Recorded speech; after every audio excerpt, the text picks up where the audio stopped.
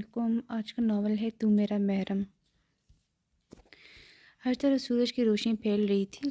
परिंदे चहचहा रहे थे। इस्लामाबाद के खूबसूरत पहाड़ों पर हल्की हल्की धुंध छाई हुई थी और एक लड़की अपने कमरे में उदास बैठी हुई थी। न जाने क्यों आज उसे अपने अम्मी अब्बू की बहुत याद आ रही थी। इतने में कमरे का दरवाज़ा ज़ोर ज़ोर से बजना शुरू हुआ और आसिया बेगम, जो कि ज़ुबैर की चची थी, उन्हें ज़ोर से चिल्लाना शुरू किया था कि उठ जा कमबख्त, तुझे पता है कि मीरा की यूनिवर्सिटी का वक्त हुआ है, उसे देर हो रही है और नाश्ता तेरे बाप ने बनाना है। ज़ुबैर जल्दी से उठती है और हाथ मुंह धो के जल्दी से कमरे से बाहर आ गई और देखती है कि मीरा अभी उठी ही नहीं होती और उसकी चची कह रही थी कि मीरा को देर हो रही थी। इटली के शहर मिलान में हर तरफ बर्फबारी हो रही थी। बाहर बर्फबारी की वजह से हर तरफ सफ़ेदी छाई हुई थी। एक लड़का पूरे जहां से बेखबर गहरी नींद सो रहा था। इतने में दरवाजे पर दस्तखत होती है और मुलाजमा कहती है, साहब जी, बेगम साहब आपको नाश्ते पर बुला रही हैं। वो नींद से भरी आवाज़ में कहता है, तुम चलो मैं आता हूँ, और फ्रेश होकर नीचे आता है। वो ब्लैक जीन्स और हाई नेक शर्ट के ऊपर ब्लैक कोट पहने दिल दहलाने की हद तक खूबसूरत लग रहा था। वो मगरूर शहजादा जिसे इश्क और मोहब्बत से नफरत थी, वो खाने की मेज़ पर आया और अपनी वालदा को सलाम किया और उनका माथा चूमा और बैठ गया। दनियाल बेटा, आज आपको देर नहीं होगी दफ्तर से? जी माँ, कल रात कुछ ज़रूरी काम था जो रात देर तक करता रहा, इससे आज आँख देर से खुली। इतने में अपना कोट उठाता ऑफिस के लिए निकलने लगा जब उसकी माँ कहती है, बेटा आज ऑफिस से थोड़ा जल्दी आना, मुझे तुमसे कुछ ज़रूरी बात करनी है। खैर, वो अपने ख्यालों को झटकती जल्दी से नाश्ता तैयार करने लगती है। इतने में मीरा अपनी मगरूराना चाल चलते हुए टेबल पर आती है और जूस का गिलास पीते अपनी यूनिवर्सिटी के लिए निकल जाती है। दनियाल के ऑफिस जाते ही आमना बेगम अपने भाई को कॉल करती है। आज उन्होंने इरादा कर लिया था कि वो अपने भाई की लाडली भतीजी ज़ुबिया का रिश्ता अपने बेटे दानियाल के लिए मांगेगी और वह दानियाल से भी इस बारे में बात करने वाली थी। जाहिद साहब जो मीरा के वालिद और ज़ुबिया के चचा थे, ज़ुबिया के वालिदैन के बाद उनने ही ज़ुबिया की परवरिश की। आमना बेगम के, जो कि ज़ुबिया और मीरा की पप्पो थी। दानियाल जब 5 साल का था जब आमना बेगम अपने शोहर और बेटी के हमरा इटली शिफ्ट हो गई थी। दानियाल की मोहब्बत, वालिदैन की मोहब्बत की शादी थी, लेकिन इटली शिफ्ट होने के कुछ अर्से बाद दानियाल के वालिद ने दूसरी शादी कर ली। दानियाल का बचपन ऐसे ही घर के मसाल में गुजरा। अपने माँ बाप के लड़ाई झगड़ों को देखकर दानियाल का मोहब्बत इश्क जैसी चीज़ों से तबाह ही उठ गया था। मगर फिर जैसे ही दानियाल की पढ़ाई मुकम्मल हुई तो उसने अपने दोस्त हारून के साथ मिलकर अपना बिजनेस शुरू किया और आज दोनों ही दोस्त इटली के मशहूर बिजनेसमैन माने जाते थे। दानियाल की माँ जब भी दानियाल से शादी की बात करती थी तो वो ये कहकर टाल जाता था कि अभी वो अपने बिजनेस पर फोकस करना चाहता है। लेकिन अब आमना बेगम ने सोच लिया था कि वो दानियाल की शादी करके ही रहेंगी, फिर चाहे उन्हें अपने लाडले बेटे के साथ ज़बरदस्ती क्यों ना करनी पड़े। उन्हें दानियाल के लिए अपने मरहूम भाई की बेटी ज़ुबैर से बेहतरीन कोई इंतखाब ना लगा, क्योंकि ज़ुबैर देखी बाली घर की बच्ची थी। आमना बेगम को ज़ुबैर वैसे भी बहुत पसंद थी। ज़ुबैर एक तो मासूम, खूबसूरत और नहायत ही धीमे मिजाज की लड़की थी। वो बचपन से अपनी चची और उनकी मगरूर बेटी के जुल्म सहती हुई आई थी, लेकिन अब ज़ुबैर को उसके सब्र का फल मिलने वाला था। कुछ देर बैल के बाद फ़ोन उठा लिया गया। आमना बेगम, अस्सलाम वालेकुम भाई साहब। जाहिद साहब, वालेकुम अस्सलाम। कैसे हैं भाई, और घर में सब कुछ ठीक चल रहा है? ऐसे ही कुछ बातों के बाद उन्होंने अपने भाई से ज़ुबैर का रिश्ता मांगा। उन्होंने बगैर सोचे समझे फ़ौरन ही हाँ कर दी, क्योंकि उन्हें भी दानियाल बहुत पसंद था। शाम के साए हर तरफ फैल रहे थे। इस्लामाबाद के पहाड़ों पर हल्की हल्की धुंध छाने लगी थी। इतने में सब खाना खाने में मसरूफ़ होते हैं कि ज़ुबैर के चचा खाने के दौरान ज़ुबैर से इसके रिश्ते की बात की तो पहले तो ज़ुबैर हैरान होती है, फिर कुछ सोचकर अपने चचा की हाँ कर देती है। वहीं ज़ुबैर की चची और मीरा बहुत खुश हुई कि उनकी ज़ुबैर से जान छूट जाएगी। अगले ही जुम्मा ज़ुबैर और दानियाल का निकाह था। ज़ुबैर निकाह ऑनलाइन होना था। निकाह के कुछ दिन बाद ज़ुबैर ने इटली चले जाना था। आमना बेगम अपने कमरे में बैठी मगरिब की नमाज अदा कर रही थी कि दरवाजे पर दस्तखत होती है और सलाम फेर कर देखती हैं तो दरवाजे पर दानियाल खड़ा होता है। आमना बेगम कहती है, आओ बेटा, वहाँ क्यों खड़े हो? दानियाल रूम में जाते ही जानमाज़ पर बैठे अपनी माँ की गोद में सर रख दिया। आमना बेगम कुछ देर बाद दानियाल को कहती हैं, बेटा मैं तुम्हारी शादी करना चाहती हूँ। दानियाल का हमेशा की तरह वही जवाब, मैं भी शादी नहीं करना चाहता। आमना बेगम के बार बार कहने पर दानियाल ने कहा के लिए मान लिया। सिर्फ और सिर्फ अपनी माँ के इसरार करने पर वो अपनी माँ को नाराज़ नहीं करना चाहता, लेकिन उसे दिल में सोच लिया था कि ये शादी सिर्फ एक समझौता होगी जो वो सिर्फ अपनी माँ की खातिर करेगा और कभी इस लड़की को खुश नहीं रखेगा। लेकिन दानियाल को क्या पता था कि आज वो जैसे समझौता कह रहा है, वो लड़की एक दिन दानियाल खान का इश्क बन जाएगी। आज वो दिन था जब दानियाल और ज़ुबिया का निकाह था। निकाह की तकरीब बिल्कुल सादगी से रखी गई थी। जाहिद साहब की तरफ से चंद रिश्तेदार शामिल हुए थे और इटली में दानियाल के चंद दोस्त शामिल थे। आखिरकार वीडियो कॉल पर निकाह शुरू हुआ था। ज़ुबिया खान वल्द सिकंदर खान, आपका निकाह दानियाल खान वल्द अकरम खान से हक महर 5 लाख से कर अजर वक्त किया जाता है। क्या आपको यह निकाह कबूल है? कबूल है, मैं अपने चचा के फैसले का मान रखूँगी। कबूल है, मेरी ज़िंदगी में माँ की कमी पूरी होने वाली है। कबूल है, मेरी ज़िंदगी से तमाम गम ख़त्म हो जाएंगे। दानियाल खान वल्द अकरम खान, आपका निकाह ज़ुबिया सिकंदर से हक महर 5 लाख रुपए से कर अजर वक्त किया जाता है। क्या आपको ये निकाह कबूल है? कबूल है, ये निकाह सिर्फ एक समझौता है। कबूल है, मैं कभी तुम्हें खुश नहीं रहने दूंगा। कबूल है, मैं तुम्हें इतना दर्द दूंगा कि तुम मुझे खुद छोड़ जाने पर मजबूर हो जाओगी। निकाह के फ़ौरन बाद हर तरफ मुबारकों का शोर उठा। ज़ुबिया के चाचा ने उसके सर पर पैर किया और मुबारकबाद दी और फिर ज़ुबिया की चाची उसको कमरे में ले गई और कुछ देर अपनी आने वाली ज़िंदगी के बारे में सोच रही, फिर उठ के कपड़े बदले और घर के कामों में लग गई। ज़ुबिया का पासपोर्ट बनने के लिए पहले ही दे दिया गया था। 2 दिन बाद ज़ुबिया की इटली की फ़्लाइट थी। आज हफ्ते का दिन था। मीरब को भी यूनिवर्सिटी से छुट्टी थी। ज़ुबिया के चाचा ने मीरब से कहा, बेटा ज़ुबिया की 2 दिन बाद इटली की फ़्लाइट है, तो आज इसे मार्केट ले जाकर कुछ कपड़े वगैरह और ज़रूरत का सामान दिला दो। नाश्ते के फ़ौरन बाद ज़ुबिया और मीरब दोनों शॉपिंग के लिए निकल गईं। ज़ुबिया बचपन के बाद आज पहली बार घर से बाहर निकली थी। मीरब ने ज़ुबिया को कुछ कपड़े, ज़रूरत का सामान दिलाया। इसके बाद दोनों घर आईं। ज़ुबिया शॉपिंग की वजह से बहुत थक चुकी थी, लेकिन बेचारी आराम नहीं कर सकती थी। अगर वो कुछ देर आराम करने लेट जाती, तो रात का खाना लेट हो जाता। फिर उसकी चाची ने पूरे घर में बवाल खड़ा कर देना था और कुछ मौसम बदलने की वजह से उसे बुखार हो रहा था, जिसकी वजह से उसके पूरे जिस्म में शदीद दर्द था। ज़ुबिया ऐसे ही उठती है और काम में लग जाती है। इधर आमना बेगम भी बहुत खुश होती है जैसे ही उन्हें अपनी भतीजी ज़ुबिया के इटली आने की खबर मिलती है। वो भी ज़ुबिया के लिए से एक उम्दा डिज़ाइनर जोड़ा तैयार करवाती हैं। एक तो ज़ुबिया की शुरू ही अपने फूफो की लाडली थी और अब तो वो उनके लाडले बेटे दानियाल की बीवी बन चुकी थी। आफ्टर 2 डेज़ आज ज़ुबिया की इटली की फ़्लाइट थी।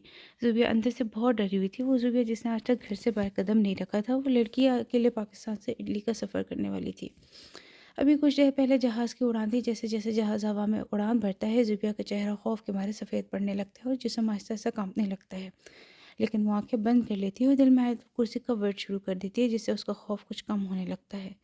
कुछ ही घंटे में जहाज़ इटली की सरज़मीन पर लैंड करता है। हमने बेगम ड्राइवर के साथ ज़ुबिया को एयरपोर्ट से लेने आती है, क्योंकि दानियाल की इंपॉर्टेंट मीटिंग के होने की वजह से वो जाने से इनकार कर देता है। ज़ुबिया जैसे ही एयरपोर्ट से बाहर आती है, उस एक सर्द हवा का झोंका उसके जिस्म से टकराता है, क्योंकि इटली में बर्फबारी की वजह से शदीद ठंड होती है। वो सामने अपनी पप्पो को देखती है, जो फ़ौरन उनसे गले मिलती है। हमने बेगम की आंखें आंसू से भर जाती है। अपनी जान से प्यारी भतीजी से मिलकर फिर वो ड्राइवर को ज़ुबिया का सामान गाड़ी में रखने को कहती है। कुछ ही देर में वो ज़ुबिया के साथ घर पहुंचती है, तो ज़ुबिया का फूलों से शानदार वेलकम किया जाता है, जिसे देखते ही ज़ुबिया की आंखें खुशी से चमकने लगती हैं।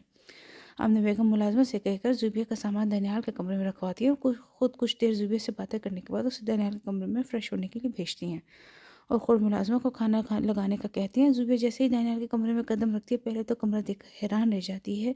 दानियाल के कमरे में हर चीज़ नफासत से रखी गई थी। कमरे में ज़्यादातर थीम वाइट कलर का था। ज़ुबिया जैसे ही रूम में बनी अलमारी खोलती तो एक से एक ब्रांडेड जोड़ा नफासत से हैंग किया गया होता है, जिसे देखते ही ज़ुबिया को ख्याल आता है कि कहाँ वो आज तक मीरा की उतरन पहनती हुई आई थी और कहाँ अब ये कपड़े जैसे खरीदना हर लड़की का ख्वाब होता है। ज़ुबिया से एक लाल रंग का जोड़ा निकालती है और जल्दी फ्रेश होने चली जाती है।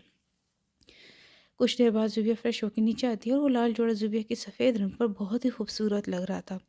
ज़ुबिया की फूफू से देखते ही माशाल्लाह बोलती है और खाना खाने का कहती है। ज़ुबिया खाना खाने के बाद फ़ौरन ही अपने कमरे में चली जाती है, क्योंकि आज सारा दिन सफ़र करने की वजह से उसे बहुत थकन महसूस हो रही थी और कुछ ही देर में गहरी नींद में चली चली गई। रात 11 बजे के करीब दानियाल घर वापस आता है, तो कुछ इंपॉर्टेंट मीटिंग की वजह से वो लेट हो गया था। दानियाल सीधा अपने कमरे में गया, क्योंकि डिनर वो बाहर से करके आया था। दानियाल जैसे ही कमरे का दरवाज़ा खोल रहा है, तो कमरा अंधेरे में डूबा होता है। वो कमरे की लाइट ऑन करने के बाद बगैर अपने बेड की तरफ ध्यान दिए फ्रेश होने चला गया। जैसे ही वो शावर लेकर शर्टलेस वॉशरूम से बाहर आता है, तो उसकी नज़र अपने बेड की तरफ उठी, जहाँ एक वजूद दुनिया जहाँ से बेखबर गहरी नींद सो रहा था। दानियाल फ़ौरन अपने बेड के पास गया और देखा तो ज़ुबिया अपने चेहरे पर दुनिया और जहान की मासूमियत लिए गहरी नींद सो रही थी। दानियाल उसे बाजू से पकड़कर नींद से उठाने लगा। उठो लड़की, कौन हो तुम और यहाँ मेरे बेड पर क्या कर रही हो? ज़ुबिया पहले नींद में डर गई, लेकिन फिर जैसे ही थोड़ा होश में आती है, उसे फ़ौरन से पहले उठ के बैठ जाती है। दानियाल फिर से वही अल्फाज दोहराते हैं कि लड़की कौन हो तुम और यहाँ मेरे बेडरूम में क्या कर रही हो? ज़ुबिया ने तो दानियाल को देखते ही पहचान लिया था कि इसको शौहर दानियाल खान है, लेकिन शायद दानियाल ने ज़ुबिया को नहीं पहचाना था। दानियाल फ़ौरन से पहले ज़ुबिया को बाजू से पकड़कर उठाता और ज़ुबिया नींद में होने की वजह से दानियाल के सीने से जा लगी। दानियाल और ज़ुबिया एक दूसरे के इतने करीब थे कि ज़ुबिया को दानियाल की सांसें भी चेहरे पर महसूस हो रही थी। ज़ुबिया इस वक्त बगैर दुपट्टे के दानियाल के सामने खड़ी थी और शर्ट का गला थोड़ा डीप होने की वजह से वो सार पर क़यामत बनी दानियाल के करीब खड़ी थी। दानियाल तीसरी बार गुस्से से पूछता है कि कौन हो तुम? ज़ुबिया डर के मारे अटकते हुए कहती कि मैं आपकी बीवी ज़ुबिया। दानियाल जैसे ही ये नाम सुनता है, उसके चेहरे के नकुश गुस्से से तने होते हैं। आंखों में गुस्से की वजह से लाली छाई लगती है, जिसे देखते ही ज़ुबिया को दानियाल से खौफ आने लगा। दानियाल उसे बाजू से पकड़कर अपने मुकाबिल खड़ा किया। मेरी बात कान खोलकर सुन लो, ये शादी सिर्फ एक समझौता है जो मैंने सिर्फ अपनी माँ की खातिर किया है। जितना हो सके मेरे से दूर रहना। इतना कहते ही दानियाल ज़ुबिया को गुस्से से छोड़ता और अलमारी से अपनी शर्ट पहनता बेड पे आकर लेट गया। ज़ुबिया को ऐसे ही खड़े देखता है, तो क्या ऐसे ही सारी रात खड़े रहने के इरादा है? ज़ुबिया जल्दी से कदम उठा दी, बेड की दूसरी तरफ आकर लेट गई। इटली में सुबह का वक्त है। ज़ुबिया की आंखें विंडो से आती हल्की सी रोशनी पर खुल गई। जैसे ही वो घड़ी पर टाइम देखती, सुबह के 7 बज रहे थे। वो खुद हैरान हुई कि वो इतनी देर तक कैसे सोती रही। शायद कल सफ़र की थकावट की वजह से उसकी आँख देर से खुली। वो जल्दी से उठी और फ्रेश होने चली गई। वज़ू करके पहले तो फजर की नमाज़ कज़ा अदा हो गई, फिर जल्दी से हेयर ड्रायर से अपने बाल सुखाने लगती है। कमरे में शोर की वजह से दानियाल की आँख खुलती है। वो देखते ही ज़ुबैर ड्रेसिंग टेबल के आगे खड़े हल्के बेबी पिंक कलर की फ्रॉक पहने अपने बाल सुखाने में बिज़ी थी। दानियाल एक नज़र ज़ुबैर पर डालता फ्रेश होने वॉशरूम में चले जाता है। जैसे ही वो फ्रेश होकर बाहर आता है तो सिर्फ ब्लैक कलर का ट्राउज़र पहने टॉवल से अपने बाल सुखाने लगता है। ज़ुबिया एक नज़र दानियाल के शर्टलेस सीने पर नज़र डालती है। शर्म के मारे सूख होने लगती है। ज़ुबिया जैसे ही दानियाल के कपड़े निकालने लगती है तो दानियाल कहता है, मैं अपने कपड़ा खुद निकाल सकता हूँ, और हाँ, आइंदा मेरी किसी भी चीज़ को हाथ मत लगाना। इतने में रूम का दरवाज़ा नॉक होता है। दानियाल पूछता है, कौन? तो मुलाजिमा कहती है, वो हारून साहब आपसे मिलने आए। दानियाल जल्दी से चेंज करना चाहते हैं। वाइट शर्ट और नेवी ब्लू पैंट पहने दिल दहलाने की हद तक खूबसूरत लग रहा था। ज़ुबैर एक नज़र तो दानियाल को देखती है, फिर दिल में माशाल्लाह बोलती है। दानियाल और ज़ुबैर दोनों एक साथ रूम से निकलते हैं। सीढ़ी उतरते एक परफेक्ट कपल मालूम होते हैं, जैसे वो दोनों बने ही एक दूसरे के लिए हों। डाइनिंग रूम आते ही वो दोनों ही इकट्ठे सलाम करते हैं। आमना बेगम सलाम का जवाब देते ही अपने बेटे और बहू को देखते हैं तो दोनों एक दूसरे के साथ बहुत खूबसूरत लग रहे थे। आमना बेगम दोनों को देखते ही माशाल्लाह बोलती हैं, कहती है, अल्लाह तुम दोनों को हर बुरी नज़र से बचाए। हारून दानियाल को देखते ही आंख मारता है और फिर ज़ुबैर को सलाम करता है। ज़ुबैर सलाम का जवाब देते हैं, फिर सब नाश्ता करने लग जाते हैं। दानियाल जैसे ही नाश्ता करके ऑफिस जाने के लिए उठा तो आमना बेगम कहती हैं कि बेटा आज ऑफिस से छुट्टी कर लो और ज़ुबैर को कहीं बाहर घुमाने ले जाओ। मामा, मेरी आज बहुत इंपॉर्टेंट मीटिंग है, मैं ड्राइवर से कह दूंगा आप दोनों को कहीं बाहर घुमाने ले जाएगा। इतना कहते ही दानियाल वहाँ रुका नहीं और हारून के साथ ऑफिस के लिए निकल गया। आज दानियाल और हारून दोनों के लिए बहुत बड़ा दिन था, क्योंकि दानियाल और हारून पिछले 1 साल से बहुत बड़े प्रोजेक्ट पर काम कर रहे थे जो आज उनकी कंपनी को मिलने वाला था। जैसे ही दोनों मीटिंग रूम में पहुंचे तो सामने सेठ आलम को देखते ही हैरान हो गए।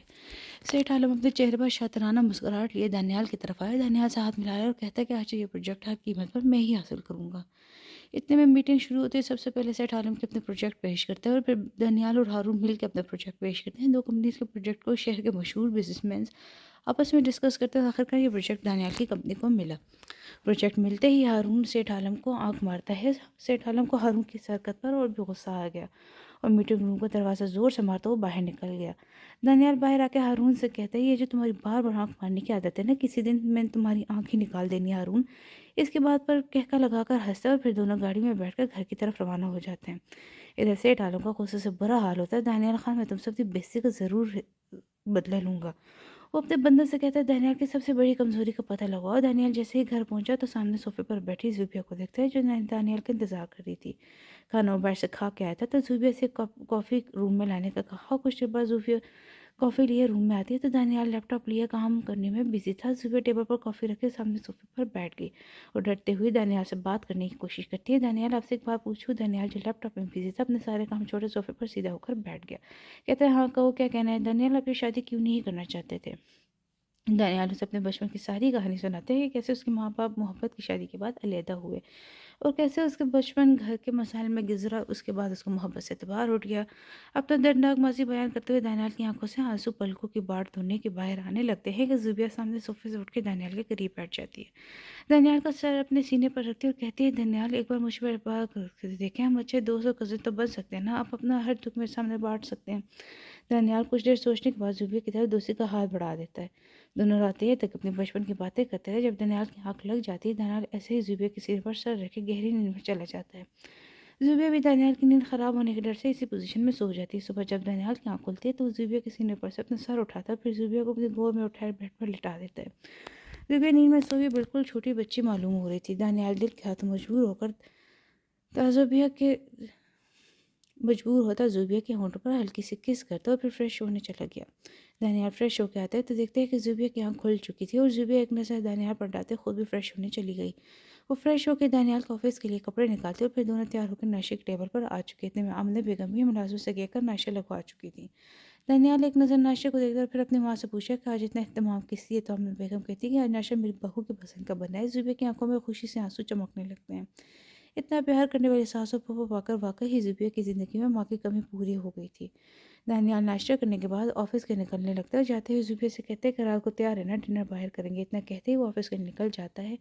आमना बेगम अपने बहू बेटे को खुश देखते हुए दिल में माशाल्लाह बोल गई। ज़ुबिया किचन में मुलाजिम के साथ मिलकर रात के खाने की तैयारी करवा रही थी। जब आमना बेगम कहती है कि बेटा ये सब छोड़ो और जल्दी से तैयार हो जाओ, दानियाल ऑफिस से आते ही होगा। ज़ुबिया जल्दी से रूम में तैयार होने चली गई। तभी दानियाल की गाड़ी गेट से एंटर हुई। दानियाल जल्दी से अपनी माँ को सलाम करता वॉशरूम रूम में जाता है और जब उसे वॉशरूम से पानी गिरने की आवाज़ आती है। दानियाल सोफे पर बैठा ज़ुबिया का इंतज़ार करने लगता है। जब ज़ुबिया फ्रेश होकर ब्लैक कलर की फ़्रॉक पहने दुपट्टे से बेनियाज बाहर आती है, दानियाल एक नज़र ज़ुबिया पर डाले उसे देखते ही रह जाता है, जो ब्लैक कलर में बहुत खूबसूरत लग रही थी। ज़ुबिया को दानियाल की मायने खेज नज़र अपने जिस्म के आर पार होती महसूस हुई तो वो जल्दी से बेड से अपना दुपट्टा उठाने के लिए बढ़ती है कि दानियाल उसकी कोशिश को नाकाम बनाए ज़ुबिया की कमर में हाथ डाले अपने करीब करता है। ज़ुबिया दानियाल के समर पर उसके सीने से झलकती है। दोनों एक दूसरे के इतने करीब थे कि ज़ुबिया दानियाल की सांसें अपने चेहरे पर महसूस कर रही थी, जिसे देखते ही ज़ुबिया के चेहरे सफ़ेद गाल शर्म से सुर्ख होने लगते हैं और दानियाल ज़ुबिया कान के करीब झुककर हल्की सी सरगोशी करता है। बेगम, अभी तो मैंने कुछ किया ही नहीं, जब करूँगा तो तब आपका क्या बनेगा? इतना कहते ही दानियाल उसे कान लोग अपने दांतों में दबाता है, जिस पर ज़ुबिया हल्की सी सिसकी लेती है। दानियाल, प्लीज़ छोड़े, हमें देर हो रही है। ज़ुबिया दानियाल के सिर पर अपने दोनों हाथ रखे थोड़ा दूर होने की कोशिश करती है, जैसे देखते ही दानियाल अपने बाजू का एहसास ज़ुबिया की कमर गेट तंग करता है और ज़ुबिया को सोचे समझे के बगैर मौका दिए उसके होंठों पर किस झुककर किस करने लगता है। ज़ुबिया को अपनी सांसें सीने में अटकती हुई महसूस होती हैं तो दानियाल ज़ुबिया की मुज़ाहमत करते हाथों को उसकी कमर पर लॉक करता है। सांसें ना आने पर ज़ुबिया की आंखों से आंसू निकलने लगते हैं, जैसे देखते ही दानियाल ज़ुबिया के होंठों को आज़ादी बख्शता है। ज़ुबिया शर्म से सर चेहरा लिए दानियाल के सीने पर सर रख के अपनी सांसें नॉर्मल करने की कोशिश करती है और कहती है कि दानियाल, आप बहुत बुरे हैं। आपको पता है आपने मेरी सांसें बंद कर दी थी। ज़ुबिया के मासूम शिकवे सुनते ही दानियाल के होंठों तले दिलकश मुस्कुराहट आती है और दानियाल उसका सर अपने सीने से उठाता उसकी पेशानी पर मोहब्बत भरा बूसा देता है और फिर फ्रेश होने चले जाते हैं। ज़ुबिया जल्दी से बेड से अपना दुपट्टा लेती है, हल्की सी रेड करके लिपस्टिक लगाए बहुत खूबसूरत लग रही थी। इतने में दानियाल भी फ्रेश होते हुए बाहर आता है और फिर दोनों डिनर के लिए निकल जाते हैं। दानियाल ज़ुबिया को अपने फेवरेट रेस्टोरेंट में लेके जाता है। वहाँ की ओनर एक लड़की थी जो शुरू से ही दानियाल की खूबसूरती की दीवानी थी। वो हमेशा की तरह खुद उठ के दानियाल का वेलकम करने के लिए आती है, लेकिन इस बार दानियाल के साथ लड़की को देखते थोड़ा हैरान होती है, लेकिन फिर इस लड़की को इग्नोर करती दानियाल की तरफ मुतवज्जो हो गई। ज़ुबिया को इस लड़की का दानियाल के साथ फ्री होना बिल्कुल अच्छा नहीं लगता, जिसे दानियाल बखूबी नोट करता है और दानियाल ज़ुबिया को मज़ीद तंग करने के लिए उसके साथ हंस हंस के बातें करता है। ज़ुबिया और दानियाल दोनों खुशगवार माहौल में डिनर करते हैं। वापसी पर ज़ुबिया बिल्कुल खामोश हो गई, क्योंकि अभी तक उसकी सुई उसी लड़की पर अटकी थी जो दानियाल के साथ बिला वजह फ्री हुई। ज़ुबिया घर आके जल्दी से चेंज किए करके सोने की लेट गई, जबकि दानियाल भी दूसरी साइड पे आके लेट गया और ज़ुबिया को बाजू से पकड़कर अपने करीब करता है, जिससे ज़ुबिया गुस्से से कहती है, अब क्यों करीब आ रहे जाए उसी होटल के ओनर के पास जिसके साथ आप हंस हंस के बात कर रहे थे। दानियाल उसके मासूम से शिकवा सुनाता कहकर लगाकर हंसा और कहता है कि ओह, तो मेरी जान जेलस हो रही है। चलो सही है, तुम रहो यहाँ पे, मैं चला जाता। दानियाल एक एक उठने लगता है जब ज़ुबिया ज़रा से हल्की आवाज़ में चलाती है। दानियाल को बिल्कुल भी शर्म नहीं आती ना, उसके गिर्द अपने बाजू का हिसार बनाती कहती है, दानियाल, मैं आपको कभी खुद से दूर नहीं जाने दूंगी। इतने कहते ही वो दानियाल के सीने पर सर रखे गहरी नींद में चली गई। नींद में भी वो दानियाल को ऐसे पकड़ी हुई थी जैसे दानियाल अभी उससे दूर चले जाएगा। दानियाल सोई हुई ज़ुबिया को देखते और उसे सोचते कि उसकी ज़ुबी कितनी मासूम है और सोचते कि वो ज़ुबी को इतना प्यार देगा वो अपना हर गम भुला देगी और ज़ुबी को खुद में भेजे गहरी नींद सो जाता है। आज दानियाल और ज़ुबिया की शादी को 1 महीना हो गया था। आज दानियाल की बर्थडे थी। ज़ुबिया को दानियाल की बर्थडे बचपन से ही याद थी, लेकिन दानियाल अपने ऑफिस के काम में इतना उलझा हुआ था कि उसे अपनी बर्थडे तक नहीं आती। ज़ुबिया सबसे पहले किचन में जाती है, फिर अपने बेगम से दानियाल की पसंद का पूछा, सारा खाना उसकी पसंद का तैयार करती है। हमने बेगम की तबीयत सुबह से ठीक नहीं थी, इसलिए वो जल्दी आराम करने चली गई। ज़ुबिया दानियाल के आने का टाइम देखती है, रूम डेकोरेट करती है और टेबल पर केक रखे जल्दी से तैयार होने चली जाती है। ज़ुबिया रेड कलर की साड़ी पहने और होंठों पर डार्क रेड कलर की लिपस्टिक लगाए हाई हील पहने बहुत खूबसूरत लग रही थी। ज़ुबिया अभी आईने के सामने खड़ी है, खुद का जायज़ा ले रही थी कि वो कैसी लग रही है। इतने में उसे दानियाल की गाड़ी की हॉर्न की आवाज़ आई, जिसे देखते ही वो समझ गई कि दानियाल आ चुके हैं। वो जल्दी से रूम में सारी लाइट्स ऑफ के डोर के पीछे छुप गई। दानियाल जैसे ही रूम में दाखिल होता है तो सबसे पहले रूम में कैंडल्स जलती देख के हैरान होता है। जैसे ही वो थोड़ा आगे बढ़ता है तो गुलाब की मसरूर कुन खुशबू उसके नाक से टकराती है। दानियाल की नज़र जैसे ही टेबल पर रखे केक पर पड़ी तो उस पर हैप्पी बर्थडे दानियाल लिखा था। दानियाल फ़ौरन से समझ जाता है कि ये सब उसकी ज़ुबी का किया धर है। इतने में ज़ुबिया रूम की लाइट्स ऑन के दानियाल को बर्थडे विश करने लगती है। Happy birthday my love, happy birthday dear Daniyal. Daniyal बिना कुछ बोले ज़ुबिया को देखता रह जाता है, जो रेड कलर की साड़ी पहने साथ ही होंठों पर रेड कलर की लिपस्टिक लगाए दानियाल को बहकाने का काम कर रही थी। दानियाल कुछ वक्त के लिए ज़ुबिया की खूबसूरती में खो जाता है, लेकिन जैसे ही ज़ुबिया दानियाल के करीब आती पूछती है, कैसे लगा सरप्राइज़। दानियाल ज़ुबिया की कमर में दोनों हाथ डाले ज़ोर से अपने सीने में भेजता है और कहता है, बहुत ही ज़्यादा अच्छा, आज से पहले इतना अच्छा सरप्राइज़ मुझे कभी किसी ने नहीं दिया। दानियाल के सीने से सर उठाए कहती है, दानियाल आज जल्दी से केक कट करते हैं क्योंकि मुझे बहुत भूख लग रही है। दानियाल और ज़ुबैर जल्दी से केक कट करते हैं और दानियाल केक का छोटा सा पीस उठाए ज़ुबैर को खिलाता है। जैसे ही ज़ुबैर दानियाल को केक खिलाने लगती है तो दानियाल उसका हाथ वहीं रोक देता है। जिसे देखते ज़ुबैर थोड़ा परेशान होती है। दानियाल ज़ुबैर से कहता है, जान इतना परेशान मत हो, मैं केक ज़रूर खाऊंगा लेकिन अपने अंदाज से। इतना कहते ही दानियाल केक का छोटा सा पीस उठाए ज़ुबैर के होंठों और गर्दन पर लगाता है। जिसे देखते ही ज़ुबैर सटपटा जाती है और घबराते हुए कहती है, दानियाल ये क्या कर रहे हैं आप? तो ज़ुबैर को घबराते देखकर दानियाल के होंठों तले दिलकश मुस्कुराहट आती है। वो अपने दोनों बाजू ज़ुबैर के कमर में डाले उसके होंठों पर झुक कर केक खाने लगता है और साथ साथ ज़ुबैर के होंठों पर अपना शिद्दत भरा लम्स छोड़ने लगता है। ज़ुबैर दानियाल के लम्स से शिद्दत महसूस करे तो उसकी शर्ट को अपनी मुठ्ठियों में भेजती है। दानियाल ज़ुबैर की रुकती सांसें महसूस किए उसे अपनी सांसें देने लगता है, जिससे ज़ुबैर की सांसें कुछ नॉर्मल होती हैं। दानियाल ज़ुबैर के होंठों को आज़ादी बख्शकर उसके गर्दन पर अपना शिद्दत भरा लम्स छोड़ने लगता है। उसी दौरान उसके गर्दन पर अपने दांतों को हल्का सा प्रभाव डालता है, जिससे ज़ुबैर के होंठों से सिसकी निकलती है, जिसे फ़ौरन दानियाल अपने होंठों से दबाता है। जैसे ही दानियाल ज़ुबैर के होंठों को आज़ादी बख्शता है, ज़ुबैर जल्दी से दानियाल का हिसार तोड़ती है, वॉशरूम में भागने लगती है। दानियाल जल्दी से आगे बढ़ते ज़ुबैर के ब्लाउज़ की डोरी अपने उंगली में उलझाता कहता है, ज़ुबैर जल्दी से वापस आओ वरना 1 मिनट नहीं लगाऊंगा तुम्हें साड़ी से आज़ाद करने में। दानियाल की ज़ुबानी बात सुनते ही ज़ुबैर शर्म से सुर्ख होने लगती है और घबराते हुए कहती है, दानियाल प्लीज़ जाने दें। दानियाल दोबारा थोड़ा गुस्से से कहता है, ज़ुबैर जल्दी से वापस आओ वरना मैं ये डोरी तोड़ दूंगा। अब की बार ज़ुबैर जल्दी से उल्टे कदम लेती दानियाल के पास आती है, लेकिन अभी भी ज़ुबैर की पुष्टि दानियाल की तरफ थी। दानियाल की नज़र जैसे ही ज़ुबैर के बुलाए से नज़र आती सफ़ेद कमर पर पड़ी तो वो झुककर ज़ुबैर का कमर अपने होंठों को लम्स छोड़ने लगता है, जिससे ज़ुबैर के मुंह से सिसकारियाँ उभरने लगती हैं। जिसे देखते दानियाल मज़ीद बहकता है और उस दानियाल ज़ुबैर को गोद में उठाए बेड पर लिटाता है। फिर थोड़ा सा ऊपर होकर अपने शर्ट के बटन खोलता है, उससे दूर हो जाता है। दानियाल को शर्ट टेस्ट देखते ही ज़ुबैर अपने आंखें बंद कर लेती है। दानियाल ज़ुबैर की दोनों आंखों पर बारी बारी अपना होंठ रखते कहते हैं कि ज़ुबैर मेरी जान आंखें खोलो। ज़ुबैर जल्दी से आंखें खोलती शर्म से अपनी नज़र झुका लेती है, जिसे देखते ही दानियाल के होठों तले दिलकश मुस्कुराहट आती है। दानियाल जल्दी दोबारा से अपने होंठ ज़ुबैर के गर्दन पर रखता है।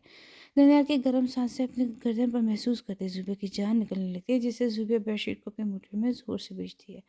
दानियाल ज़ुबैर की गर्दन से होता हुआ उसके शहर पर अपने होंठ रखते हैं और फिर आहिस्ता से ज़ुबैर साड़ी का पल्लू सरकाने लगता है, जिसे देखते ही ज़ुबैर की आंखों में आंसू आने लगते हैं। दानियाल ज़ुबैर की आंखों में आंसू देखते उसे अपने होठों से चूमता है, जिसे देखते ही ज़ुबैर के रोने में मज़ीद रवानी आती है। दानियाल ज़ुबैर को रोता देखकर सटपटा जाता है, जल्दी से अपने सीने में भैंचे खामोश करवाने लगता है। ज़ुबैर मेरी जान खामोश हो, मैं कुछ नहीं कर रहा।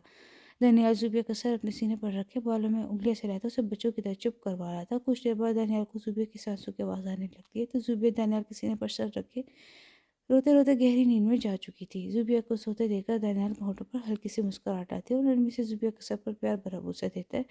ज़ुबैर को सोते हुए देखकर दानियाल को सोचता है कि ज़ुबैर आज उसका शिद्दत भरा लफ्ज़ बर्दाश्त ना करते हुए रोना शुरू हुई थी, क्योंकि दानियाल जैसे बॉडी बिल्डर को ज़ुबैर जैसी कमज़ोर जान के लिए बर्दाश्त करना बहुत मुश्किल था। रूम से आते ही हल्की सी रोशनी पर ज़ुबैर की आंख खुली तो वो दानियाल के सीने पर सर रखे लेटी हुई थी। ज़ुबैर थोड़ा सा सर ऊपर उठाए दानियाल को देखती है, जो ज़ुबैर को खुद में बेचे गहरी नींद सो रहा था। दानियाल को सोते देखकर ज़ुबैर थोड़ा सा ऊपर हुई और उसके माथे पर अपने नरम होंठ रखती है और फिर थोड़ा सा झुककर दानियाल के होठों पर अपने होंठ रखकर छोटी सी किस करती है। दानियाल की आंख तो ज़ुबैर के उठने से पहले ही खुल गई थी, लेकिन ज़ुबैर को उठते देखकर दोबारा अपनी आंखें बंद कर लेता है। ज़ुबैर जो उसे सोया वो समझकर उसके होठों पर किस करती है, जिससे दानियाल के दिल सौ की स्पीड से धड़कता है। ज़ुबैर उसके होठों से होते हुए उसके गर्दन पर किस करती है और फिर दोबारा से दानियाल के सिर पर सर रख के आहिस्ता आवाज़ में आई लव यू दानियाल बोलती है, जिससे सुनते ही दानियाल के होठों तले दिलकश मुस्कुराहट आती है तो वो जल्दी ज़ुबैर को बेड पर सीधा लेटाए उसके ऊपर आता है। दानियाल को जागते देखकर ज़ुबैर पहले तो हैरान होती है, लेकिन फिर शर्म से सुर्ख चेहरा लिए कहती है, दानियाल आप जाग रहे थे? मैं तो समझी आप सो रहे थे। दानियाल ज़ुबैर के दोनों रुखसारों पर अपने होंठ रखते कहता है, ज़ुबैर मेरी जान मैं तो तब से जाग रहा हूँ जब तुम मेरे होंठों और गर्दन पर अपनी मोहब्बतें निछावर कर रही थी। दानियाल की बात सुनते ही ज़ुबैर शर्म से दानियाल के सीने में सिमटी है। ज़ुबैर को शर्माते देखकर दानियाल का जोरदार कहकर रूम में गूंजता है। ज़ुबैर नरूठेपन से दानियाल से कहती है, आपको शर्म नहीं आती? मैं आपसे कभी बात नहीं करूँगी। और वो दानियाल से नाराज़ होती बिल्कुल कोई छोटी बच्ची मालूम होती हुई। दानियाल अपने अंगूठे से ज़ुबैर के होंठों को सहलाता कहता है, कोई बात नहीं मैं अपनी जान को मना लूँगा। दानियाल को रात वाले मूड में आते देखकर ज़ुबैर उसके सीने पर दोनों हाथ रखे पीछे धकेलने की कोशिश करती है। दानियाल प्लीज़ छोड़ो, मुझे फ्रेश होने और आपको भी ऑफिस से देर हो जाएगी। दानियाल ज़ुबैर के दोनों हाथों को बेड से पिन करता उसके होंठों पर झुककर किस करने लगता है, लेकिन इस बार दानियाल का लफ्ज़ शिद्दत की बजाय नरमी थी, क्योंकि उसे रात ही अंदाज़ा हो गया था कि ज़ुबैर जैसी नाजुक जान दानियाल जैसे बॉडी बिल्डर को बर्दाश्त नहीं कर सकती। दानियाल ज़ुबिया की सांसें रुकती महसूस करते हुए उसके होंठों को आज़ादी बख्शता है और दोबारा उसकी गर्दन पर झुकने लगता है। जब ज़ुबिया कहती है, दानियाल प्लीज़ मेरे ऊपर से उठ जाए, मुझे फ्रेश होना है। पप्पू क्या सोचेंगी, मैं इतनी देर तक रूम में क्या कर रही थी। दानियाल ज़ुबिया के होंठों पर उंगली रखता है, उसे खामोश करवा देता है कि तुम्हारी पप्पू कुछ नहीं सोचेंगी। उन्हें पता है क्योंकि बहू और बेटा मिलकर उन्हें दादी बनाने की प्लानिंग कर रहे थे।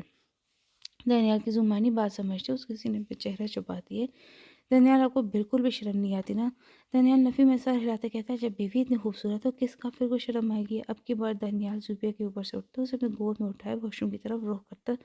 ज़ुबिया कांपे पे होठों से दानियाल से कहती है, दानियाल आप ये क्या करें, प्लीज़ मुझे उतारे, मैं खुद ही शॉवर ले लूँगी। दानियाल उसे मज़ीद तंग करने के लिए कहता है, जान मुझे भी ऑफिस से देर हो रही है, चलो इकट्ठे शॉवर लेते हैं, इससे टाइम भी बच जाएगा और रोमांस भी हो जाएगा। ज़ुबैर दानियाल के इरादे समझती मसामत करने लगती है। दानियाल प्लीज़ मुझे नीचे उतार, मैं खुद ही शॉवर ले लूँगी। अब की बार ज़ुबैर अपनी आंखों में आंसू लाने लगती है क्योंकि उसे पता था कि उसकी आंसू दानियाल की कमज़ोरी है। दानियाल ज़ुबैर को रोने से बाज रखते हुए उसे वॉशरूम के दरवाजे के पास छोड़े वापस बेड पर आके बैठता है। ज़ुबैर के आने का वेट करने लगता है और अपनी आने वाली ज़िंदगी के बारे में सोचने लगता है। दानियाल ने कभी सोचा भी नहीं था, वो जिस लड़की को तकलीफ़ देने का सोचा था उसके आंसू दानियाल खान की कमज़ोरी बन जाएगा। दानियाल को भी ज़ुबैर से मोहब्बत होने लगी थी। अब तो ज़ुबिया के बगैर ज़िंदगी गुजारने का तसव्वुर ही दानियाल की जान निकाल देता है, लेकिन अब दोनों को क्या पता था कि उनकी ज़िंदगी में बहुत जल्द एक बड़ा तूफान आने वाला है। ज़ुबिया जैसे ही फ्रेश होकर बाहर निकल आई तो दानियाल एक नज़र ज़ुबिया पर डालता फ्रेश होने चला गया। जाते ही ज़ुबिया से कहा कि मेरे ऑफिस के लिए कपड़े निकाल दो। ज़ुबिया खुद तैयार होती दानियाल के कपड़े निकालती बेड पर रखती और जल्दी से नीचे आमना बेगम के पास जाने लगती क्योंकि आज देर होने की वजह से उसे पहले ही ये सोच के शर्म आ रही थी आमना बेगम उसके बारे में क्या सोचेंगी। वो इतनी देर तक सोती रही। जुबिया भी डोर के लॉक पर हाथ रखती है कि पीछे से दानियाल की आवाज़ आती है। दानियाल कहता है, जाने थी क्या जल्दी है रूम से जाने की, पहले मुझे तैयार होने में हेल्प करो फिर जाना कहीं। जुबिया हनूज वहीं खड़ा देखकर दानियाल अपनी शर्ट पहने जुबिया के पास आता है, कहता है, जान जल्दी से मेरी शर्ट के बटन बंद करो। जुबिया पहले तो उसे देखती रही लेकिन फिर दानियाल के दोबारा कहने पर अपने कामते हाथों से दानियाल की शर्ट के बटन बंद करती है। दानियाल ज़ुबिया को बाजू से पकड़ता है, ड्रेसिंग टेबल पर लाके बैठाता है और बेड से अपनी टाई पकड़े ज़ुबिया के आगे करता है। जान जल्दी से मुझे टाई बांध दो। ज़ुबिया घबराते हुए दानियाल से कहती है, मुझे टाई बांधना नहीं आती। दानियाल मुस्कुराते हुए ज़ुबिया के थोड़ा करीब होता कहता है, तो इसमें इतनी परेशानी वाली कौन सी बात है, मैं तुम्हें अभी टाई बांधना सिखा देता हूँ। दानियाल ज़ुबिया के दोनों हाथ पकड़े अपने टाई पर रखता है और ऐसे ऐसे उसे टाई बांधना सिखाता है। टाई बांधने के बाद दानियाल ज़ुबैर की पेशानी पर अपना होंठ रखता है और कहता है, बेगम अब तो तुम मुझे ढीली डाली टाई पहनना बंद करोगी।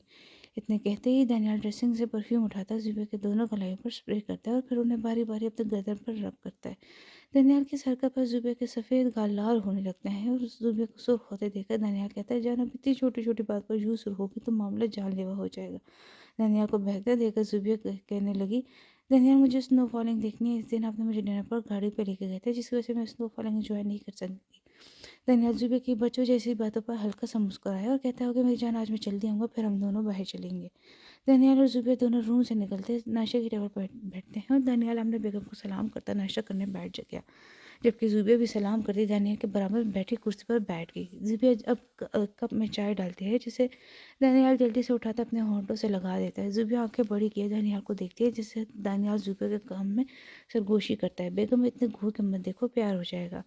दानियाल की सरगोशी नुमा आवाज़ साथ में बैठी आमिना बेगम भी सुनती है जिससे वो बहुत मुश्किल से अपनी हंसी जब्त करती हैं। आमिना बेगम भी दिल में शुक्र अदा करती है कि उनकी बहू बेटा अपनी ज़िंदगी में खुश है। दानियाल नाश्ता करने के बाद ऑफिस के लिए निकल गया। हारून जो दानियाल से पहले ही ऑफिस पहुंच चुका था क्योंकि आज दोनों की बहुत इंपॉर्टेंट मीटिंग थी। दानियाल आज पहली बार किसी मीटिंग के लिए लेट था जिसे देखकर हारून उसे तंग करने के लिए आंख विंक करता है। मीटिंग के फौरन बाद ही दानियाल माल का रुख करता है क्योंकि उसे ज़ुबैर के लिए शॉपिंग करनी थी। दानियाल सबसे पहले ज़ुबैर के लिए खूबसूरत से डायमंड लॉकेट ख़रीदता है और फिर कुछ कोट वगैरह ख़रीदता है। अब शाम के 5 बज रहे थे। वो जब वो घर के अंदर दाखिल हुआ तो सामने सोफे पर बैठे हमने बेगम और ज़ुबैर को देखते जो अपनी बातों में इतनी मसरूफ़ थी कि उन्हें दानियाल की मौजूदगी का एहसास ही नहीं हुआ। बातों के दौरान अपना बेगम ज़ुबैर से कहती कि बेटा अब तो मैं जल्दी से दादी बनना चाहती हूँ ताकि इस घर में थोड़ी रौनक आए। अमना बेगम की बात सुनते ही दानियाल के होंठों तले मुस्कुराहट आती है जिसे बड़ी मुश्किल से एक्सेप्ट करता है।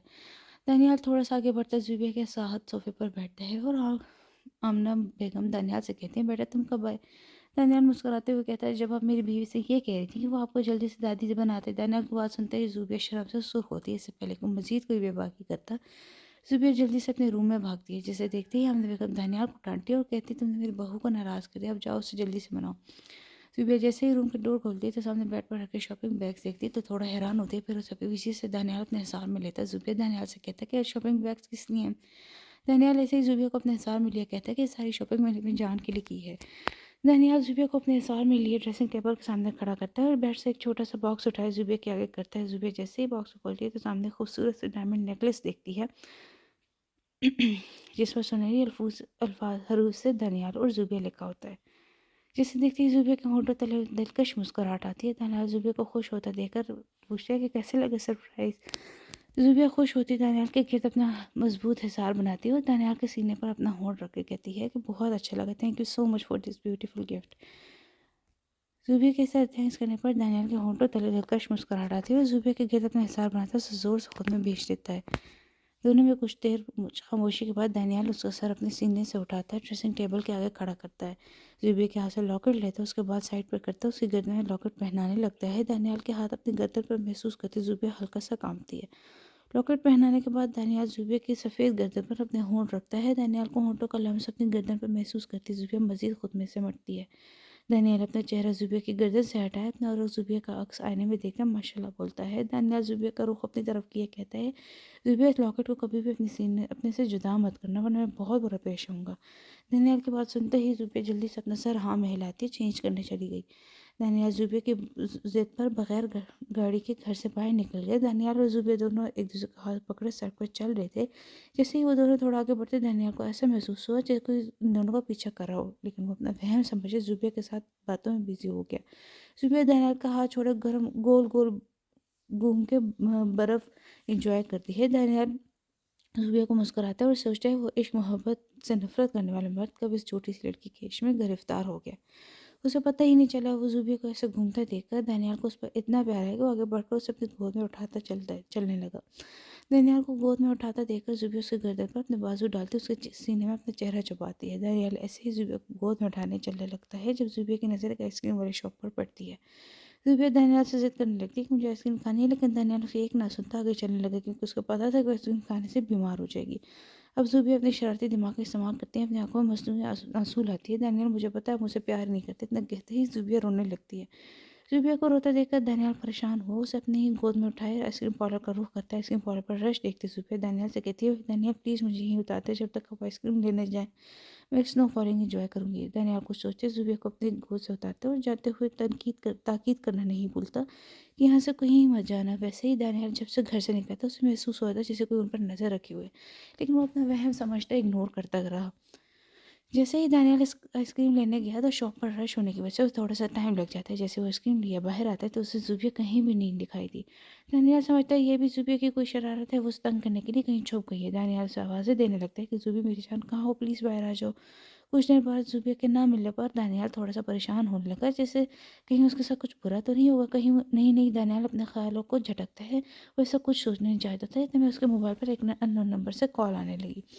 पहले तो नंबर देखते थोड़ा हैरान हुआ, लेकिन फिर किसी खदशे के तहत कॉल उठा लेते, लेकिन दूसरी तरफ आती आवाज़ पर दानियाल के चेहरे पर गुस्से की शदीद लहर उठी। ये कॉल सेठ आलम की थी जिसने दानियाल से बदला लेने के लिए ज़ुबैया को किडनैप करवा लिया था।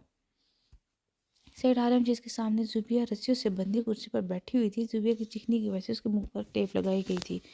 ज़ुबैया के खूबसूरत नरकुश को देखते ही उसके चेहरे पर उंगली ट्रेस करते हुए दानियाल से कहता है, वैसे दानियाल तेरी बीवी है बहुत प्यारी, उसका गोरा रंग और उसके जिस्म की खूबसूरत रहनाइयाँ हाय क्या पीछे आज तो मैं इससे अपना दिल बहलाऊंगा। सेठ आलम की बात सुनते ही दानियाल का चेहरा गुस्से से लाल होने लगा और दानियाल फ़ोन पर गुस्से से झाड़ता हुआ कहता, खबरदार अगर मेरी बीवी को हाथ लगाने की कोशिश की चुपचाप मेरी बीवी मेरे हवाले कर दे वरना तेरी बोटी बोटी करके कुत्तों के आगे डाल दूंगा। दानियाल की बात सुनते ही सेठ आलम हंसने लगता कहता है, दानियाल पहले अपनी बीवी को ढूंढ तो ले, फिर मेरी बोटियाँ कर लेना। मैं तो चले तेरी बीवी से दिल बहलाने ढूंढ सकते हैं तो ढूंढ ले। इतना कहते ही वो कॉल बंद करते हैं। सेठ आलम की बात आखिरी बात सुनता दानियाल के तन बदन में आग लग जाती है। उसे तो पहले से ही शक था कि कोई इन दोनों का पीछा करे, लेकिन अपना वहम समझकर इग्नोर करता। उसे अब पछतावा हो रहा था कि ज़ुबैया की बात मानते बगैर गाड़ी के बाहर निकला था। अब उसे कुछ नहीं समझ आ रहा था कि वो क्या करे। इतने में उसे हारून का ख्याल आया, जल्दी से हारून को कॉल करने लगा। दूसरी बेल पर कॉल उठा दी गई। हारून जैसे ही कॉल पिक करता दानियाल की परेशानी वाली आवाज़ सुनते उसे वजह पूछता है। दानियाल जल्दी से हारून को सारी कहानी सुनाता है, फिर उसे तो क्वेश्चन पूछता कहता है, तो परेशान मत हो मैं अभी आया। हारून रैश ड्राइविंग करता कुछ ही मिनटों में दानियाल के पास आ। हारून दानियाल से कहता है तो परेशान मत हो, मैं अभी इस नंबर की लोकेशन निकालते हैं। क्योंकि इस नंबर की लोकेशन निकाला हारून जैसे हैकर का बाएं हाथ का काम था। हारून बिजनेसमैन होने के साथ साथ एक मशहूर हैकर भी था, इस नंबर की लोकेशन निकालना उसके लिए कोई बड़ी बात नहीं थी। कुछ ही देर में उस नंबर की लोकेशन ढूंढ लिया था। इस नंबर के मुताबिक ये किसी सुनसान जगह थी जहाँ ज़ुबैया को किडनैप करके रखा गया था। दानियाल को लोकेशन मिलते ही कुछ सुकून होता है। हारून को लिए जुबिया को ढूंढने के लिए निकल गया। हारून गाड़ी स्टार्ट होने से पहले ही पुलिस को इन्फॉर्म कर देता है कि इन दोनों को वाकई ले जाना बिल्कुल भी खतरे से खाली नहीं था। सेठ आलम दानियाल की कॉल काटते ही जुबिया की तरफ बढ़ा, जिसकी आंखों में आंसू जारी थे और वो रस्सी से आज़ाद होने की मज़ामत कर रही थी। सेठ आलम आगे बढ़ते उसके मुंह से टेप बताते हैं, जिससे जुबिया चिल्लाने लगती है कि छोड़ो मुझे। सेठ आलम उसकी चीखों पुकार को नज़रअंदाज करता उसको रस्सी से भी आज़ाद करता है। जैसे ही जुबे के हाथ पाँव रस्सी से आज़ाद हुई तो भागकर उठने लगी। सेठ आलम जुबे की कोशिश को नाकाम बनाता उसे दोबारा कुर्सी पर धक्का देता है, उस पर झुकने लगता है, जिससे जुबे की आंखों में आंसू आने लगते हैं। वो शिद्दत से अपने अल्लाह से दुआएं मांगने लगती हैं, अल्लाह प्लीज़ मुझे इस जरिए से बचा ले, प्लीज़ मेरे प्यारे अल्लाह मेरी इज्जत बचा ले। जुबे की आंखों से आंसू हनूर जारी थे कि ऐसे ठालम उसके आंसू को नज़रअंदाज करता उसके गाल पर अपने दांत काटता है, जिससे जुबे की ज़ोरदार चीख फिजा में गूंजती है। जुबिया भी दर्द से करा रही थी कि सेठ आलम उसके शर्ट को कंधे से चीर रहा था, जिससे जुबिया का बरहना कंधा उसके सामने था। अभी वो आगे बढ़ता कि उसके कंधे पर दांत काटने ही लगता है कि धाड़ के आवाज़ से रूम का दरवाज़ा खुल जाए। सेठ आलम जैसे ही पीछे मुड़ कर देखता है अपने सामने दानियाल खान को देखता है, हैरान हुआ। दानियाल जल्दी से आगे बढ़ता हुआ सेठ आलम के मुंह पर दो चार मुक्के झड़ता है, जिससे उसके मुंह से खून निकलने लगता है और वो दूर जाता ज़मीन पर गिरता है। जुबिया डरी सहमी कुर्सी पर बैठने लगी कि दानियाल जल्दी से आगे बढ़ता उसे बाजू से पकड़कर खड़ा करता है। जुबिया से पूछा कि तुम ठीक हो, इसने तुम्हारे साथ कुछ गलत तो नहीं किया?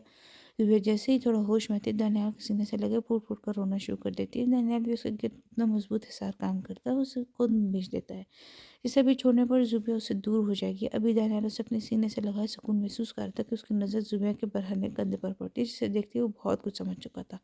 लेकिन उसकी जुबिया से पूछने की बिल्कुल हिम्मत नहीं होती। दानियाल जल्दी से पीछे होकर अपना कोट उतारकर जुबिया को पहनाता है, जिससे उसका बरहना कंधा छुप गया था। दानियाल जुबिया को हारून के हवाले करता सेठ आलम के मुंह और पेट पर मुक्कों की बरसात शुरू कर देता है, जिससे वो बेहाल होकर ज़मीन पर गिर पड़ा। दानियाल जल्दी से आगे बढ़ता है, सेठ आलम को दानियाल से छुड़वाता है और कहता है दानियाल चलो यहाँ से, कानून से खुद ही सजा देगी, वैसे भी अभी पुलिस आती होगी। दानियाल डरी सहमी जुबिया के गिर्द अपने बाजू का हिसाब बनाता बाहर निकलने लगता है, जब सेठ आलम अपने गन से दानियाल के सीने पर वार करता है, जिससे दानियाल घुटनों के बल जमीन पर गिरता है और दानियाल की ऐसी हालत देखकर आलम जहर पर शैतानी मुस्कुराहट आती है। अभी वो मजीद कोई वार करने की कोशिश करता है कि वहाँ पुलिस मौजूद से गिरफ्तार करती है। दानियाल की हालत देखते ही जुबिया उसके सर अपने गोद में रख के रोने लगती है, जिसे देखते हारून भी परेशान होता है। हारून जल्दी से दानियाल को उठाए गाड़ी की तरफ भागता है। हारून दानियाल को गाड़ी के पीछे सीट पर लेटाया रेस्ट हैवन करता हॉस्पिटल पहुंच गया। दानियाल को जल्दी से इमरजेंसी वार्ड में ले जाया गया। उसका ऑपरेशन स्टार्ट होता है। दानियाल की हालत देखते ही जुबिया रो रो के पागल हो गई थी।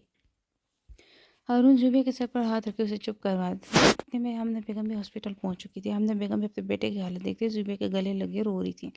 दानियाल के ऑपरेशन को 1 घंटा हो गया था, लेकिन डॉक्टर अभी तक कुछ नहीं बता रहे थे। आखिरकार जुबिया वजू करती प्रेयर रूम जाती है। दानियाल की दुआ करने लगती है, मेरे प्यारे अल्लाह प्लीज़ मेरे शोहर को ठीक कर दे। मैं बचपन में अपने माँ बाप को खोया और सारी ज़िंदगी अपनी चची के जुल्म बर्दाश्त किए, लेकिन मैंने अब तक कभी कोई शिकवा नहीं किया, बल्कि आपके फैसलों पर सब्र किया। मेरे प्यारे रब, आप तो अपने बंदों से 70 माओ से ज़्यादा प्यार करते हैं। अल्लाह प्लीज़ मेरे दानियाल को ठीक कर दे, मैं इनके बगैर नहीं रह सकती, मेरी ज़िंदगी का वाहिद सहारा है। इतना कहते ही जुबिया फूट फूट के रोना शुरू कर देती है। जुबिया सजदे में गिरे अपने रब से दुआएं मांग रही थी कि आमना बेगम पर प्रेयर रूम का दरवाज़ा खोलती है, अंदर आती है। जुबिया को सजदे से उठाए अपने सीने से लगा कर कहती है, बेटा जुबिया, अल्लाह ने तुम्हारी दुआएं सुन लिया। दानियाल का ऑपरेशन कामयाब हुआ है। डॉक्टर्स का कहना है कि अगले 24 घंटों में इसे होश आ जाएगा। जुबिया आमना बेगम की बात सुनते दोबारा से सजदे में गिरती है, अपने रब का शुक्र अदा करती है। कुछ ही देर में वो दोनों दानियाल के रूम में होती हैं। दानियाल मशीनों में जकड़ा देखकर जुबिया की आंखों से आंसू बहने लगते हैं। आमना बेगम भी आगे बढ़ती दानियाल की पेशानी पर बोसा देती है। कुछ देर बाद वो हारून आमना बेगम से कहता है, आंटी आप घर जाएं और भाभी दानियाल के पास ही हैं। बढ़ती उम्र के साथ आमना बेगम की तबीयत भी कुछ ठीक नहीं रहती थी, इससे वो हारून की बात मानते ड्राइवर के साथ घर की तरफ रवाना होने लगती। इतने में जुबिया हारून से कहती है, भाई आप भी पप्पो के साथ चले जाए, मैं यहाँ हूँ दानियाल के पास, अगर कोई काम हो तो मैं आपको कॉल कर दूंगी। जुबिया के इसरार करने पर हारून भी आमना बेगम के साथ घर चले जाते हैं। इन दोनों के चाहते ही जुबिया दानियाल के पास जगह बनाए वहीं बेड पर बैठ जाती है। दानियाल का हाथ अपने हाथ में पकड़े अपने गाल पर चिल्लाती है, दानियाल प्लीज़ आंखें खोले, देखें आपकी जुबी कितनी अकेली है। दानियाल एक बार आप ठीक हो जाए, मैं आपको कभी खुद से दूर नहीं जाने दूंगी। इतना कहते ही जुबिया दोबारा से रोने लगती है, तो रोते रोते कब उसकी आंख लग जाती है उसे पता ही नहीं चला। सुबह 5 बजे करीब दानियाल को होश आया और दवाइयों के ज़ेर असर उसका सर काफ़ी भारी हो रहा था। दानियाल के जैसे ही कुछ होश बेदार होता है तो उसको सारा वाकई याद आने लगता है कि कैसे उसे गोली लगी, कैसे वो हॉस्पिटल पहुंचा। उसके बाद उसे कुछ नहीं आता। दानियाल को फ़ौरन से जुबिया का ख्याल है। जैसे ही वो जुबिया को ढूंढने के लिए आसपास नज़र दौड़ाता है तो अचानक से उसे नज़र अपने पहलू में सोई जुबिया पर पड़ी, जो उसका एक हाथ अपने सर के नीचे रखे सो रही थी। दानियाल आहिस्ता से जुबिया के बालों में उंगली सहलाने लगता है। जुबिया अपने बालों में दानियाल की उंगली को लम्स महसूस करती जल्दी से उठती है। दनियाल को होश में देखते ही उसकी आंखों से आंसू बहने लग जाते हैं। दनियाल, आपको होश आ गया, अल्लाह पाक का शुक्र है, आप ठीक हो गए। ज़ुबैदा थोड़ा सा आगे बढ़ती है, दनियाल के सीने पर सर रख के रोने लगती है। ज़ुबैदा के सर रखते दनियाल के सीने में गोली लगने की वजह से दर्द उठता है, लेकिन वो अपने दर्द को फरामोश करते एक हाथ उसकी कमर गिर चलाता है तो दूसरा हाथ उसके बालों में चलाता है, उसे खामोश करवाने लगता है। ज़ुबी, मेरी जान, रोना बंद करो, देखो अब तो मैं बिल्कुल ठीक हो गई, तुम्हें पता है ना तुम्हारे आंसू मुझे तकलीफ़ देते हैं। दानियाल को कुछ देर ऐसे चुप करवाने पर ज़ुबिया के आंसू में कुछ कमी आती है। ज़ुबिया दानियाल के सीने से सर उठाए कहती है, दानियाल, आपको पता है मैं कितना डर गई थी, मुझे लगा आप मुझे मेरे मॉम डैड की तरह छोड़ जाएंगे। दानियाल ज़ुबिया की हालत देखते हुए उठने की कोशिश करता है। दानियाल को उठता देखकर ज़ुबिया उसे सहारा देकर बेड के पीछे टेक लगाते बैठाती है। दानियाल के उठते ही दर्द की वजह से उसके मुंह से हल्की सी कराह निकलती है, जिसे देखते ही ज़ुबिया फ़ौरन से उसे डॉक्टर को बुलाने के लिए उठती है। ज़ुबिया को उठते देखकर दानियाल उसको बाजू पकड़ते उसे अपने करीब करता है। दानियाल ज़ुबिया के दोनों आंखों पर बारी बारी अपने लब रखते हैं जो रोने की वजह से सूज चुकी थी। इस बार उसकी पेशानी पर बूसा देता है और फिर उसके रुखसार पर अपने होंठ रखता है। अब दानियाल का निशाना ज़ुबैदा के होंठ थे। दानियाल ज़ुबैदा के होंठों को अपने अंगूठे से सहलाता उस पर झुकने लगता है। जब ज़ुबैदा कहती है, दानियाल, आपको दर्द हो रही है, मैं डॉक्टर को बुला कर लाती हूँ। ज़ुबैदा इतना कहते ही दोबारा से उठने लगी कि जब दानियाल उसे अपने सीने पर गिराता है उसके होंठों पर झुकता है। दानियाल शिद्दत से ज़ुबैदा के होंठों का रस निचोड़ा था। जब ज़ुबैदा ऐसे से उसके सीने पर अपने हाथ रख के उससे दूर होने की मज़ामत करने लगती है। ज़ुबैदा की मज़ामत करते देखकर दानियाल के लफ्ज़ में मज़ीद शिद्दत आती है। कुछ देर बाद दानियाल अपनी मर्ज़ी से उसके होंठों को आज़ादी बख्शता है। दानियाल की शिद्दत की वजह से ज़ुबैदा के होंठों पर कट लग चुके थे। ज़ुबैदा अपनी सांसें नॉर्मल करते दानियाल से कहती है, दानियाल, आपको बिल्कुल भी शर्म नहीं आती, हम हॉस्पिटल में हैं, ना कि आपके रूम में।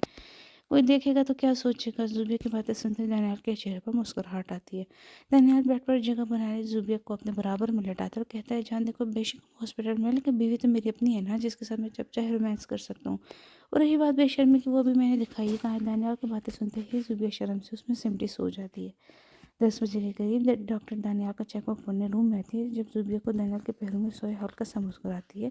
चेकअप करने के बाद डॉक्टर नर्स को दानियाल के बैंडेज चेंज करने का कहती रूम से चली जाती है। नर्स अब खड़ी ज़ुबिया के उठने का वेट करती है कि कब वो उठे और कब दानियाल का बैंडेज चेंज हो, क्योंकि ज़ुबिया दानियाल के सीने पर सर रखे सोती है। ज़ुबिया को ना उठते देखकर दानियाल उसका सर ऐसे से तकिए पर रखकर उठने लगता है। दानियाल को उठते देखकर नर्स आगे बढ़ी और दानियाल को उठने में मदद करती है। जैसे ही उस नर्स की नज़र दानियाल की शर्टलेस बॉडी पर पड़ी, दानियाल के रोज़ जम करने की वजह से उसकी कसरती सीना और भूरा रंग नर्स को अपनी तरफ मुतवज्जो करता है।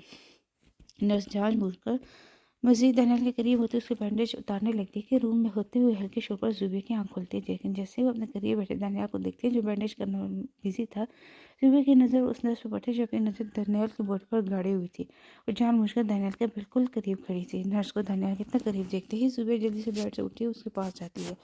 ज़ुबैदा नर्स को बाजू से पकड़ दानियाल से दूर करते उसके हाथ से बैंडेज उठते, आप रूम से जाए, मैं अपने शॉट की बैंडेज खुद ही कर लूँगी।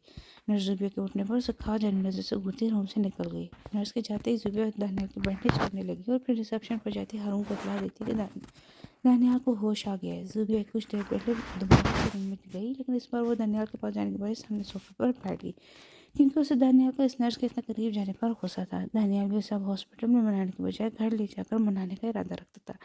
अब उसे सोच रहा था कि ज़ुबैदा के सारे गिले शिकवे दूर कर देगा और उसके अपने बीच हर दूरी को दूर कर देगा। थोड़ी देर बाद आमना बेगम और हारून रूम में दाखिल हुए।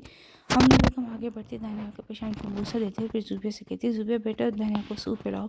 ज़ुबैदा आमना बेगम की बात मानते दानियाल को सूप पिलाने लगती है। सूप पिलाते हुए भी उसके चेहरे पर नाराज़गी हनूस कायम थी, जिसे देखते दानियाल के चेहरे पर हल्की सी मुस्कुराहट आती है। दानियाल उसे मज़ीद तंग करने के लिए उसके कमर में हाथ डाले उसे अपने करीब करता है। ज़ुबैदा सर पटा के दानियाल की तरफ देखती है। दानियाल, आप क्या कर रहे हैं, आपको पता भी है आपका बेडरूम नहीं है। दानियाल कहता है, बेगम, आप रूम में कौन सा कुछ करने देती हैं। ज़ुबैदा उसकी बात सुनते ही खामोशी से उसे सूप पिलाने लगती है। सूप पीने के बाद दानियाल हारून को मुखातिब करता है, हारून, प्लीज़ डॉक्टर से पूछो मुझे घर कब भेजेंगे, मैं हॉस्पिटल में रह के तंग आ गया हूँ। दानियाल की बात सुनते ही हारून डॉक्टर से उस घर ले जाने की इजाज़त लेते हैं। कुछ देर बाद सारे पेपर्स वगैरह तैयार करवाए और दानियाल को लिए घर की तरफ रवाना हो गए। दानियाल के घर पहुँचते ही हारून उसे सहारा देते रूम में ले गए। कुछ देर बाद उससे बातें करने के बाद घर की तरफ निकलता है। ज़ुबैदा जो कल वाले कपड़ों में थी वो रूम में आती दानियाल को इग्नोर करती चेंज करने चली गई, क्योंकि वो अभी तक दानियाल का नर्स के करीब होने पर नाराज़ थी। दानियाल को ज़ुबैदा का इग्नोर करना बिल्कुल भी अच्छा नहीं लगा था। ज़ुबैदा चेंज के रूम से जाने लगी कि दानियाल उसे आवाज़ देता है, ज़ुबैदा, मेरी बात सुनो। दानियाल की आवाज़ में सटपट महसूस कर रही है। ज़ुबैदा अपना रुख दानियाल की तरफ करते कहती, जी कहें, क्या काम है। ज़ुबैदा भी अपना चेहरा सपाट बनाए दानियाल से बात करती, क्योंकि वह दानियाल से नाराज़ थी और दानियाल ने उसे मनाने की कोशिश भी नहीं की थी। अब उसे क्या पता था कि दानियाल के दिमाग में क्या चल रहा है, वरना वो कभी भी दानियाल से नाराज़ होने की गलती ना करती। ज़ुबैदा जैसे ही दानियाल के करीब आई तो दानियाल उससे हाथ पकड़ता अपनी तरफ खींचता है, जिससे ज़ुबैदा अपना बैलेंस बरकरार न रखते दानियाल की गोद में गिरती है। ज़ुबिया लड़खड़ाते हुए दानियाल से कहती है, दानियाल ये आप क्या कर रहे हैं? आपको पता है ना कि मैं आपसे नाराज़ हूँ। ज़ुबिया की बात सुनते ही दानियाल उसे मज़ीद अपने करीब करता है। जान कोई बात नहीं है, अगर आप हमसे नाराज़ हैं मैं अभी अपनी जान को मना लेता हूँ। इतना कहते ही वो ज़ुबिया के गर्दन पर अपने होंठ रखता है। ज़ुबिया के जिस्म से उठती महसूर करुण खुशबू दानियाल को मज़ीद बहकाने का काम करी थी। दानियाल के होंठों का लफ्ज़ अपने गर्दन पर महसूस करके ज़ुबिया मुँह से सिसकी निकलती है। ज़ुबिया की सिसकी निकलते ही दानियाल उसके चेहरे पर अपने होंठ रखता है, जिससे ज़ुबिया शर्म से सूख होती है उसे दूर जाने की मज़ाहमत करने लगती है। दानियाल प्लीज़ छोड़िए, आपकी मेडिसिन का टाइम हो गया, पहले आप चेंज कर लें, फिर मैं आपको मेडिसिन दे देती हूँ। ज़ुबिया को उठता देखकर दानियाल उसे कमर के गिर्द अपने बाहों का मजबूत हिसार कायम करते कहते कि जान मुझे किसी मेडिसिन की ज़रूरत नहीं है, बस तुम ऐसे ही मेरे पास रहो। ज़ुबिया दानियाल की बात सुनती है, अपनी मज़ाहमत को तर्क करती है, ऐसे ही उसकी गोद में बैठे उससे बातें करने लगती है। दानियाल, ये गोली आपको मेरी वजह से लगी है ना? मैं आपसे बाहर जाने की ज़िद करती थी और ना ये सब कुछ होता। दानियाल के साथ हुए हादसे का कसूरवार ज़ुबिया खुद समझती थी। दानियाल को ज़ुबिया का ऐसा उदास होना बिल्कुल अच्छा नहीं लग रहा था, इसलिए वो अपने दाएं हाथ का अंगूठा उसके गाल पर सहलाते नरमी से कहने लगा, ज़ुबिया मेरी जान, ये सब किस्मत का लिखा था, इसमें तुम्हारी कोई गलती नहीं है, इसलिए दोबारा कभी खुद को कसूरवार मत ठहराना। रही बात गोली लगने की, ये तो बस एक मामूली से ज़ख्म है, मैं तो अपनी ज़ुबी के लिए जान तक दे सकता हूँ। दानियाल के मरने की बात सुनते ही ज़ुबी अपना हाथ दानियाल के होठों पर रख दिया। अल्लाह ना कर दानियाल आपको कभी भी कुछ हो, अल्लाह आपको मेरी उम्र भी लगा दे। अब है तो आपकी ज़ुबिया, वरना आपके बगैर आपकी ज़ुबी को कोई वजूद नहीं है। ज़ुबी के इस मोहब्बत भरे इज़हार पर दानियाल उसका हाथ अपने होठों से उठाता अपनी पेशानी पर बोसा उसे ज़ोर से खुद में पीटता है। दानियाल के ज़ोर से हक करने पर ज़ुबिया को अपनी कमर की हड्डी टूटी हुई महसूस होती है। कुछ देर बाद ज़ुबिया दानियाल से अलग होते कहती हैं, चले आए दानियाल, मैं आपकी चेंज करने में हेल्प कर दूँ। फिर आपके लिए सूप भी बनाने हैं। दानियाल जहाँ पहली बात सुनते खुश होता है कि वो चेंज करने बहाने थोड़ा रोमांस भी कर लेगा, वहीं सूप वाली बात सुनते हुए बिल्कुल बच्चों जैसी शक्लें बनाने लगता है। ज़ुबिया दानियाल के चेहरे के ज़ाविये बिगड़ते देखकर मुश्किल से हंसी ज़ब्त करती है। दानियाल इसे कहता है, जान एक बार ठीक होने लेने दो, फिर मैं तुमसे गिन गिन के बदले लेना, फिर कहना। दानियाल की बात सुनते ही ज़ुबी की हंसी मिनटों में गायब होती है। वो अपने गले से थूक निकलती दानियाल को सहारा देते ड्रेसिंग रूम में लाती है। दानियाल को सोफे पर बैठाने के बाद ज़ुबी अलमारी से उसके कपड़े निकालने लगती है और फिर वॉशरूम से टॉवल गीला करती है। दानियाल को शर्ट उतारने का कहती है, लेकिन दानियाल ज़ुबिया को तंग करने के लिए कहता है, जान मैं कैसे अपनी शर्ट उतार सकता हूँ, मेरे तो बाजू में बहुत पेन है, प्लीज़ मेरी हेल्प कर दो। ज़ुबिया हाथ में पकड़ता है टॉवल टेबल पर रखती है, आगे बढ़ती है और दानियाल से कहती है, दानियाल प्लीज़ अपनी आंखें बंद करें, मुझे आपसे शर्म आ रही है। दानियाल ज़ुबिया को मज़ीद तंग करने का इरादा तर्क करते अपनी आंखें बंद करते हैं। ज़ुबिया आगे बढ़ती है, एक एक करके दानियाल की शर्ट के बटन खोलती है और फिर टॉवल उठाए दानियाल के सीने और बाजू को साफ करने लगती है। क्योंकि अभी ताज़ा ज़ख्म होने की वजह से दानियाल शॉवर नहीं ले सकता था। दानियाल के सीने और बाजू को टॉवल से साफ करती ज़ुबिया की नज़र दानियाल के सफ़ेद सीने पर पड़ती है। ज़ुबिया बेख्तियार होती दानियाल के सीने पर अपने होंठ रख देती है। ज़ुबिया के होंठों का लम्स अपने सीने पर महसूस करती दानियाल के जिस्म में एक सुकून की लहर दौड़ती है। दानियाल अपनी आंखें खोलकर ज़ुबिया के हाथ से टॉवल लेकर ज़मीन पर फेंकता है, उसे अपने थाइस पर बिठाता है। दानियाल के इस कदर करीब होने पर ज़ुबिया के जिस्म का सारा खून सिमटकर उसके चेहरे पर आता है। दानियाल एक हाथ उसके बारे में उलझाता है, झुककर ज़ुबिया के होंठों पर किस करने लगता है। दानियाल की इस हरकत पर ज़ुबिया दिल में सोचती है कि क्या ज़रूरत है उसे शेर के मुंह में हाथ डालने की, क्योंकि अब दानियाल से जान छुड़वाना बहुत ही मुश्किल काम था। क्योंकि कुछ देर बाद दानियाल ज़ुबिया के होंठों पर अपनी शिद्दत लौटाता उससे दूर होता है। दानियाल की शिद्दत से किस करने पर ज़ुबिया को अपने होंठों पर शदीद जलन महसूस हो रही थी। दानियाल उसके होंठों से खून की नन्ही बूंदें अपने अंगूठे से साफ करता है। जान क्या ज़रूरत थी मुझे बहकाने की, अब देख लो क्या हाल हो गया तुम्हारे नाजुक होंठों का। दानियाल की आंखों में खुमारी साफ आ जाती है। दानियाल के रातें भांपते ज़ुबिया जल्दी से उसके गोद से उठती है, उसे शर्ट पहनाने बेड पर लाकर बैठाती है। ज़ुबिया सूप पिलाए मेडिसिन देती है, फिर लाइट ऑफ करते दानियाल के बराबर में सो जाती है। ज़ुबिया को सोता देखकर दानियाल सोचता है कि वो मज़ीद ऐसे दूर नहीं रह सकते, कि वो ठीक होने के बाद ज़ुबिया के लिए एक स्पेशल सरप्राइज़ तैयार करेगा, जहाँ वो खूब ज़ुबिया से अपनी मोहब्बत का इकरार करेगा, उसे अपनी शिद्दत से रोशनास करवाएगा। आफ्टर 1 वीक लेटर ज़ुबिया तीसरी बार दानियाल को उठाने की कोशिश कर रही थी, जो ऑफिस के लिए पहले ही लेट था। ज़ुबिया बेड से दूर खड़ी दानियाल को आवाज़ें देकर उठाने की कोशिश करती, क्योंकि उसे पता था जैसे वो दानियाल के करीब जाती तो दानियाल का सुबह सुबह रोमांस शुरू हो जाता था। आखिरकार दानियाल को ना उठते देखकर ज़ुबिया हार मानती दानियाल के करीब जाती, जैसे ही अपना हाथ आगे बढ़ाती है तो दानियाल उसका हाथ वहीं खींचता अपने ऊपर गिराता है और फिर ज़ुबिया को समझने का मौका दिए बगैर करवट लेते उसके ऊपर आते हैं। दानियाल जैसे ही ज़ुबिया के होंठे पर झुकने लगता है तो ज़ुबिया उसके सिरे पर दोनों हाथ रखे उसे दूर करने की कोशिश करने लगती है, क्योंकि उसे पता था कि दानियाल का रोमांस एक बार फिर शुरू हो जाएगा तो फिर ज़ुबिया को अपनी शिद्दत से बेहाल करता ही छोड़ता है था। दानियाल आपको ऑफिस के लेट हो रहा है, प्लीज़ जल्दी से रेडी हो जाए। दानियाल ज़ुबिया के दोनों हाथों को तकिए से पिन करते कहते हैं, पहले मुझे मॉर्निंग किस लेने दो, फिर रेडी भी हो जाऊँगा। इतना कहते ही दानियाल ज़ुबैर के होठों पर झुककर किस करने लगता है। दानियाल को अपने होठों से ना हटते देखकर ज़ुबैर को अपनी सांसें रुकती हुई महसूस होती हैं, जिससे ज़ुबैर की आंखों से आंसू बहने लगते हैं। कुछ देर बाद दानियाल अपनी मर्जी से ज़ुबैर के होठों को आज़ादी बख्शता है। देखता है जो अपनी आंखों में आंसू लिए दानियाल की तरफ देख रही थी। ज़ुबैर को अपनी तरफ देखता पाकर दानियाल को उस पर जी भर के प्यार आता है। वो उसके दोनों आंखों पर भारी भारी अपने होंठ रखता है, उसके आंसू चुनता है और फिर उसके दोनों गाल अपने होंठों में लिए खींचे उसे जोर से खूब में भेजा कहता है, ओह मेरे क्यूट बच्चा। दिव्या कुछ देर बाद दानियाल के सर उठाए कहती है, दानियाल आपको मुझे इतना क्यों तंग करते हैं, आखिर आप चाहते क्या हैं। दानियाल भी जुबिया को मज़ीद तंग करने के लिए कहते हैं, मैं चाहता हूँ मेरे लिए तुम नहाकर लाल पोशाक पहनकर होठों पर सुर्खी लगाकर सफ़ेद कलाई में चूड़ियाँ पहनकर मेरे पास आओ, गले लगाओ, मेरी कुर्बत के बाद तुम्हें फिर से नहाना पड़े। दानियाल की आखिरी बात सुनते ही जुबिया सुर्ख होती है, अपने नाजुक हाथ का मुँह कर दानियाल के कंधे पर मारती है। और दानियाल आप कितने बेशर्म हैं। जुबिया की बात सुनते ने के कहकर रूम में घुसता है। जान अगर सारी ज़िंदगी ऐसे ही शर्म देखता रहा तो तुम कभी भी मामा नहीं बन पाओगे। दानियाल ने आज भी बाकी की सारी हदें पार कर डाली थी। अभी मज़ीद ज़ुबिया को तंग करते दानियाल का फ़ोन रिंग होने लगा। दानियाल बदमज़ा होता ज़ुबिया के ऊपर से उठता अपनी कॉल पिक करने लगता है। दानियाल की सेक्रेटरी की थी, जो दानियाल से कहता है, सर आपका काम हो गया। जैसे सुनते दानियाल के नोटों तले हल्की सी मुस्कुराहट आती है, क्योंकि वो काफ़ी दिनों से ज़ुबिया के लिए एक सरप्राइज़ प्लान कर रहा था, जहाँ ज़ुबिया से इज़हार मोहब्बत करेगा। दानियाल मोहब्बत साइड पर रखकर ज़ुबिया के पास आता देखकर जो ड्रेसिंग टेबल के आगे खड़ी अपना हुलिया दुरुस्त कर रही थी, जो दानियाल ने अपनी शिद्दत से ख़राब कर दिया था। जाना शाम को रेडी रहना, तुम्हारे लिए एक सरप्राइज़ है। इतना कहते ही दानियाल शॉवर लेने चला गया। सुबह दानियाल के कपड़े निकालती जल्दी से नाश्ता बनाने के लिए किचन में चली गई, क्योंकि सब पता था कि वो दानियाल को तैयार करने में हेल्प करती, दानियाल मजीद उसकी जान मुश्किल में डालनी थी। आमना बेगम के हज़ार बार मना करने पर भी सुबह किचन का काम खुद करती थी। वो दानियाल के तो सारे काम अपने खुशी से करती थी। दानियाल को सुबह की इतनी आदत हो चुकी थी कि उसका एक मिनट ना देखने पर उसे सारा घर सर पर उठाया होता था। दानियाल लेट होने की वजह से नाश्ते के बगैर ही ऑफिस के लिए निकलने लगा कि सुबह जूस का गिलास ये दानियाल के पीछे आती है, दानियाल प्लीज़ जूस तो पी लें, सुबह सुबह खाली पेट घर से नहीं निकलना चाहिए। दानियाल उसके हाथ से जूस का गिलास पकड़ते कहते हैं, जान वैसे मैं खाली पेट तो नहीं, मैं अपना नाश्ता तुम्हारे इन रसीले होटल से कर चुका हूँ। जुबिया दानियाल की बात सुनते ही अंदर की तरफ भागने लगती है। दानियाल आगे बढ़ता उसका हाथ पकड़ता है। जान कहाँ चली, पहले वो सूरते तो फूंक के पढ़ के फूंक दो। सुबह उसके रोज़ाना ऑफिस जाने से पहले आयतुल कुर्सी पढ़कर उस पर फूंकती थी, ताकि अल्लाह उसे अपने हिफ्ज़ व ईमान में रखे। सुबह अपना दुपट्टा लेती है, आयतुल कुर्सी पढ़ती, दानियाल के साथ से लेकर पाँव तक फूंक मारती रही, फिर आंखें बंद करती दानियाल की पेशानी पर बोसा देती रही, जल्दी से किचन की तरफ भागती है। दानियाल सुबह के सर पर कहकर लगाकर हंसता है और फिर ऑफिस के लिए निकल जाता है। आज का दिन दानियाल के लिए बहुत ही खुशगवार था। एक तो ठीक होने इतने दिनों बाद ऑफिस गया था, दूसरा आज वो सुबह से अपनी मोहब्बत का इजहार करने वाला था, अपने और इसके दरमियान सारी दुनिया ख़त्म करने वाला था। शाम के साय हर तरफ फैल रहते थे। मुलाजिम जुबैर के रूम का डोर नॉक करती है, वो छोटी बीवी बाहर, दानियाल सब आपका वेट कर रहे हैं। जुबैर जो दानियाल की पसंद के मुताबिक रेड कलर के फ्रॉक पहने, होठों पर रेड कलर की लिपस्टिक लगाए, नज़र लग जाने की हद तक खूबसूरत लग रही थी। खुद को एक नज़र आईने में देखती, सीढ़ियाँ उतरती पोस्ट में जाती है, जहाँ दानियाल गाड़ी के साथ टेक लगाए उसी का वेट कर रहा था। जुबिया के आते ही दानियाल एक नज़र उसको देखते ही रह जाता है, जो दानियाल की पसंद में रंगी बहुत खूबसूरत लग रही थी। जुबिया को दानियाल की जुबानी नज़र इस जिस्म से आर पार होती महसूस हो रही थी। जुबिया दानियाल की नज़र से कंफ्यूज होती कहती है कि दानियाल चलें।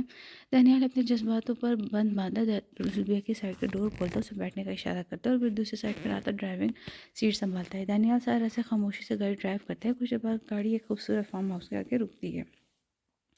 दानियाल गाड़ी से उतरता जुबिया की साइड का डोर खोलता है और जुबिया को समझने का मौका दिए बगैर उसे अपने गोद में उठाता है। जुबिया दानियाल के सर पर गिरने की वजह से उसकी गर्दन में दोनों बाजू हायल करती है। दानियाल जुबिया को गोद में उठाए टीवी लॉन में दाखिल होता है और बहुत ही खूबसूरती से डिज़ाइन किया गया था। दानियाल ऐसे ही जुबिया को उठाए ड्राइंग रूम में जाता है और फिर जुबिया को अपनी गोद से उतारे उसका हाथ पकड़ टेबल के करीब लाता है। जान पहले कुछ खा लेते हैं ताकि तुम्हें थोड़ी एनर्जी आए और तुम मेरी शिद्दतें बर्दाश्त कर सको। इतना कहते ही दानियाल चेयर खींचता है और जुबिया को बैठने का मौका दिए बगैर उस पर खुद बैठता है। जुबिया जो समझ रही थी कि वो उसके लिए चेयर निकाल रहा है, लेकिन दानियाल को बैठे देखा आंखें बड़ी की उसे घूरती है। दानियाल जुबिया को हैरान होता देखा उसे अपने गोद में बिठाता है। जान इतने हैरान मत हो, आपकी जगह वहाँ चेयर पर नहीं बल्कि मेरी गोद में है। जुबिया जो दानियाल के इतना करीब होने पर उसकी गोद से उठने लगी थी कि दानियाल एक हाथ उसके पेट से गुजारता दोबारा से अपनी गोद में बिठाता है। खबरदार अगर दोबारा उठने की कोशिश की वरना अंजाम की जिम्मेदार तुम खुद होगी। दानियाल इतना कहते ही जुबिया के गले से दुपट्टा उतारता दूर फेंककर फिर एक ही प्लेट में अपने जुबिया के लिए खाना डालता और अपने हाथों से खिलाने लगता है। जुबिया दानियाल के इस कदर करीब होने पर नवाले गले में अटक रहे थे और एक दो नवाले खाती दानियाल से कहती है, बस दानियाल मेरा पेट भर गया है। दानियाल जूस का गिलास उठाए उसके होंठों से लगाता है, चलो अगर खाना नहीं खाना तो जूस फिनिश करो। जुबिया जल्दी से जूस का गिलास पकड़ती है, अपने होंठों से लगाती है, जल्दी से जूस फिनिश करती है। दानियाल से कहती है, दानियाल अब तो छोड़ दे, देखे अब तो मैंने आपकी सारी बातें मानी है। दानियाल दोबारा से ज़ुबिया को गोद में उठाए रूम का रुख करता है। दानियाल जैसे ही रूम का डोर खोलता है तो ज़ुबिया एक नज़र कमरे को देखती है, शर्म से सुर्ख होने लगती है क्योंकि रूम का डेकोर प्रॉपर वेडिंग नाइट जैसा था। हर तरफ कैंडल्स जल रही थी और बेड पर वाइट कलर की चादर थी जिस पर लाल रंग की गुलाब की पत्तियों से खूबसूरत हार्ट बनाया गया था। दानियाल आगे बढ़ता ज़ुबिया को अपनी गोद से उतारता है और रूम का डोर लॉक करने के बाद अलमारी से एक ब्लैक कलर की साड़ी लिए ज़ुबिया की तरफ आता है। दानियाल साड़ी ज़ुबिया को पकड़ाते कहता है, जान जाओ जल्दी से पहन कर आओ। ज़ुबिया साड़ी देखते बहुत खुश होती है, दिल में शुक्र अदा करती है कि दानियाल ने ऐसे कोई ऐसी वैसी चीज़ पहनने को नहीं कहा। अब इस बेचारी को क्या पता, अगर वो साड़ी का ब्लाउज़ देख लेती तो वहीं पहनने से इनकार कर देती। ज़ुबिया साड़ी लिए चेंज करने चली गई। जैसे ही साड़ी खोली तो उसका ब्लाउज़ देखने लगी तो वो ब्लाउज़ देखते ही शर्म से सुर्ख होने लगी क्योंकि साड़ी का ब्लाउज़ इतना छोटा था कि उसे पहना या ना पहनना है बराबर था। ज़ुबिया कुछ देर खड़ी साड़ी को देखती रही जब उसे दानियाल की आवाज़ आई, अगर साड़ी नहीं पहनी जा रही तो मैं पहना देता हूँ। दानियाल की बात सुनते ही ज़ुबिया ऊँची आवाज़ में कहती, दानियाल आप कितने बेशर्म हैं, आपको बिल्कुल भी शर्म नहीं है ऐसी साड़ी लेते हुए। दानियाल को ज़ुबिया से ऐसे ही रिएक्शन की उम्मीद थी, इससे वो डोर के लॉक पर हाथ रख गए थे। आपको पता है मैं कितना बेशर्म, इसे जल्दी से साड़ी पहने पा रहा है वरना मैं खुद पहनाऊंगा। दानियाल की बात सुनते ही ज़ुबिया शर्म से सुर्ख होने लगी कि कैसे वो ये साड़ी पहन कर उसके सामने जाए। ज़ुबिया अभी सोचों में डूबी हुई थी कि दानियाल दोबारा से डोर नॉक करता है। जान सिर्फ 5 मिनट है आपके पास, अगर आप बाहर नहीं तो मैं अंदर आ जाऊँगा।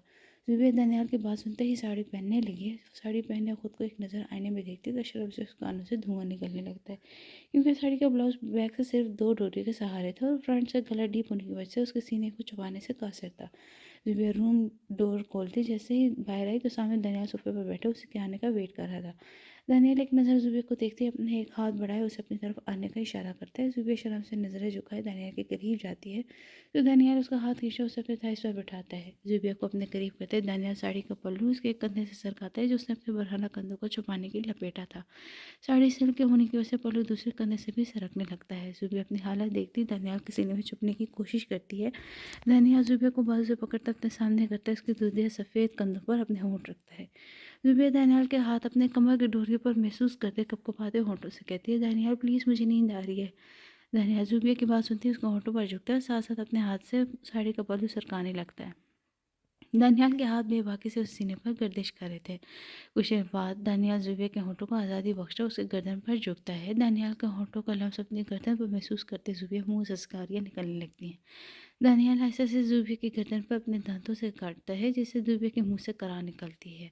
दानियाल उसकी गर्दन से चेहरा उठाए उसे अपनी गोद में उठाए बेड की तरफ बढ़ता है। दानियाल उसे बेड पर लेटाए थोड़ा ऊपर होता अपनी शर्ट उतार के ज़मीन पर फेंकता है और फिर दोबारा से ज़ुबिया पर झुकता कहता है, इजाज़त है कि आज मैं तुम्हारे और अपने बीच हर पर्दे को गिरा दूँ। ज़ुबिया शर्म से सुर्ख होती हाँ में सर हिलाती है। दानियाल के सीने में अपना चेहरा छुपाती है। ज़ुबिया के इस कदर खूबसूरत इज़ाफ़े पर दानियाल के होंठों पर दिलकश मुस्कुराहट आती है। दानियाल करवट लेता है, ज़ुबिया को अपने ऊपर लेटाता है, उसके ब्लाउज़ की डोरियाँ खोलने लगता है। दानियाल बारी-बारी उसके ब्लाउज़ की डोरियाँ खोले, दोबारा से ज़ुबिया के ऊपर आता, उसे ब्लाउज़ को सीने से अलग करता है, दूर उछालता है। जिसे देखते ही ज़ुबिया अपने बाजू को अपने सीने पर लपेटे खुद को छुपाने की कोशिश करती है। दानियाल ज़ुबिया के दोनों बाजू को तकिए से पिन करता है, उसके सिर पर झुकने लगता है कि ज़ुबिया लड़खड़ाते हुए दानियाल से कहती है, दानियाल प्लीज़ लाइट तो बंद कर दें। इस वक्त पाकिस्तान में रात के 8 बजे थे जब जाहिद साहब और उनकी बीवी और बेटी सब बैठे रात का खाना खाने में मसरूफ़ थे। जाहिद साहब की कुछ दिनों से तबीयत नासाज रहने लगी थी लेकिन वो काम की मसरूफियत की वजह से पेन किलर लेकर ठीक हो जाते थे। अब उन्हें क्या पता जिसे वो मामूली सा दर्द समझ रहे थे वो दिन ब दिन उन्हें मौत की तरफ लेके जा रहा था। जाहिद साहब जैसे ही खाना खाने के बाद आराम के घर से अपने कमरे में जाने लगते हैं तो अचानक उन्हें अपने दिल में शदीद किस्म का दर्द उठना महसूस होता है। जाहिद साहब वही अपने दिल पर हाथ रख के दर्द से कहराते ज़मीन पर गिरते हैं। आमना बेगम और मीरब जल्दी से उठते उनकी तरफ आती हैं। मीरब अपने बाप की हालत देखते रोने लगती है।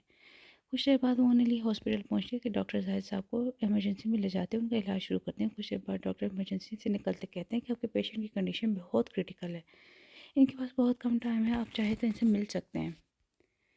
आसिया बेगम और मीरब उनकी बात सुनते जोर का तार रोने लगी, फिर कुछ सोचते हमने बेगम को कॉल मिलाने लगी।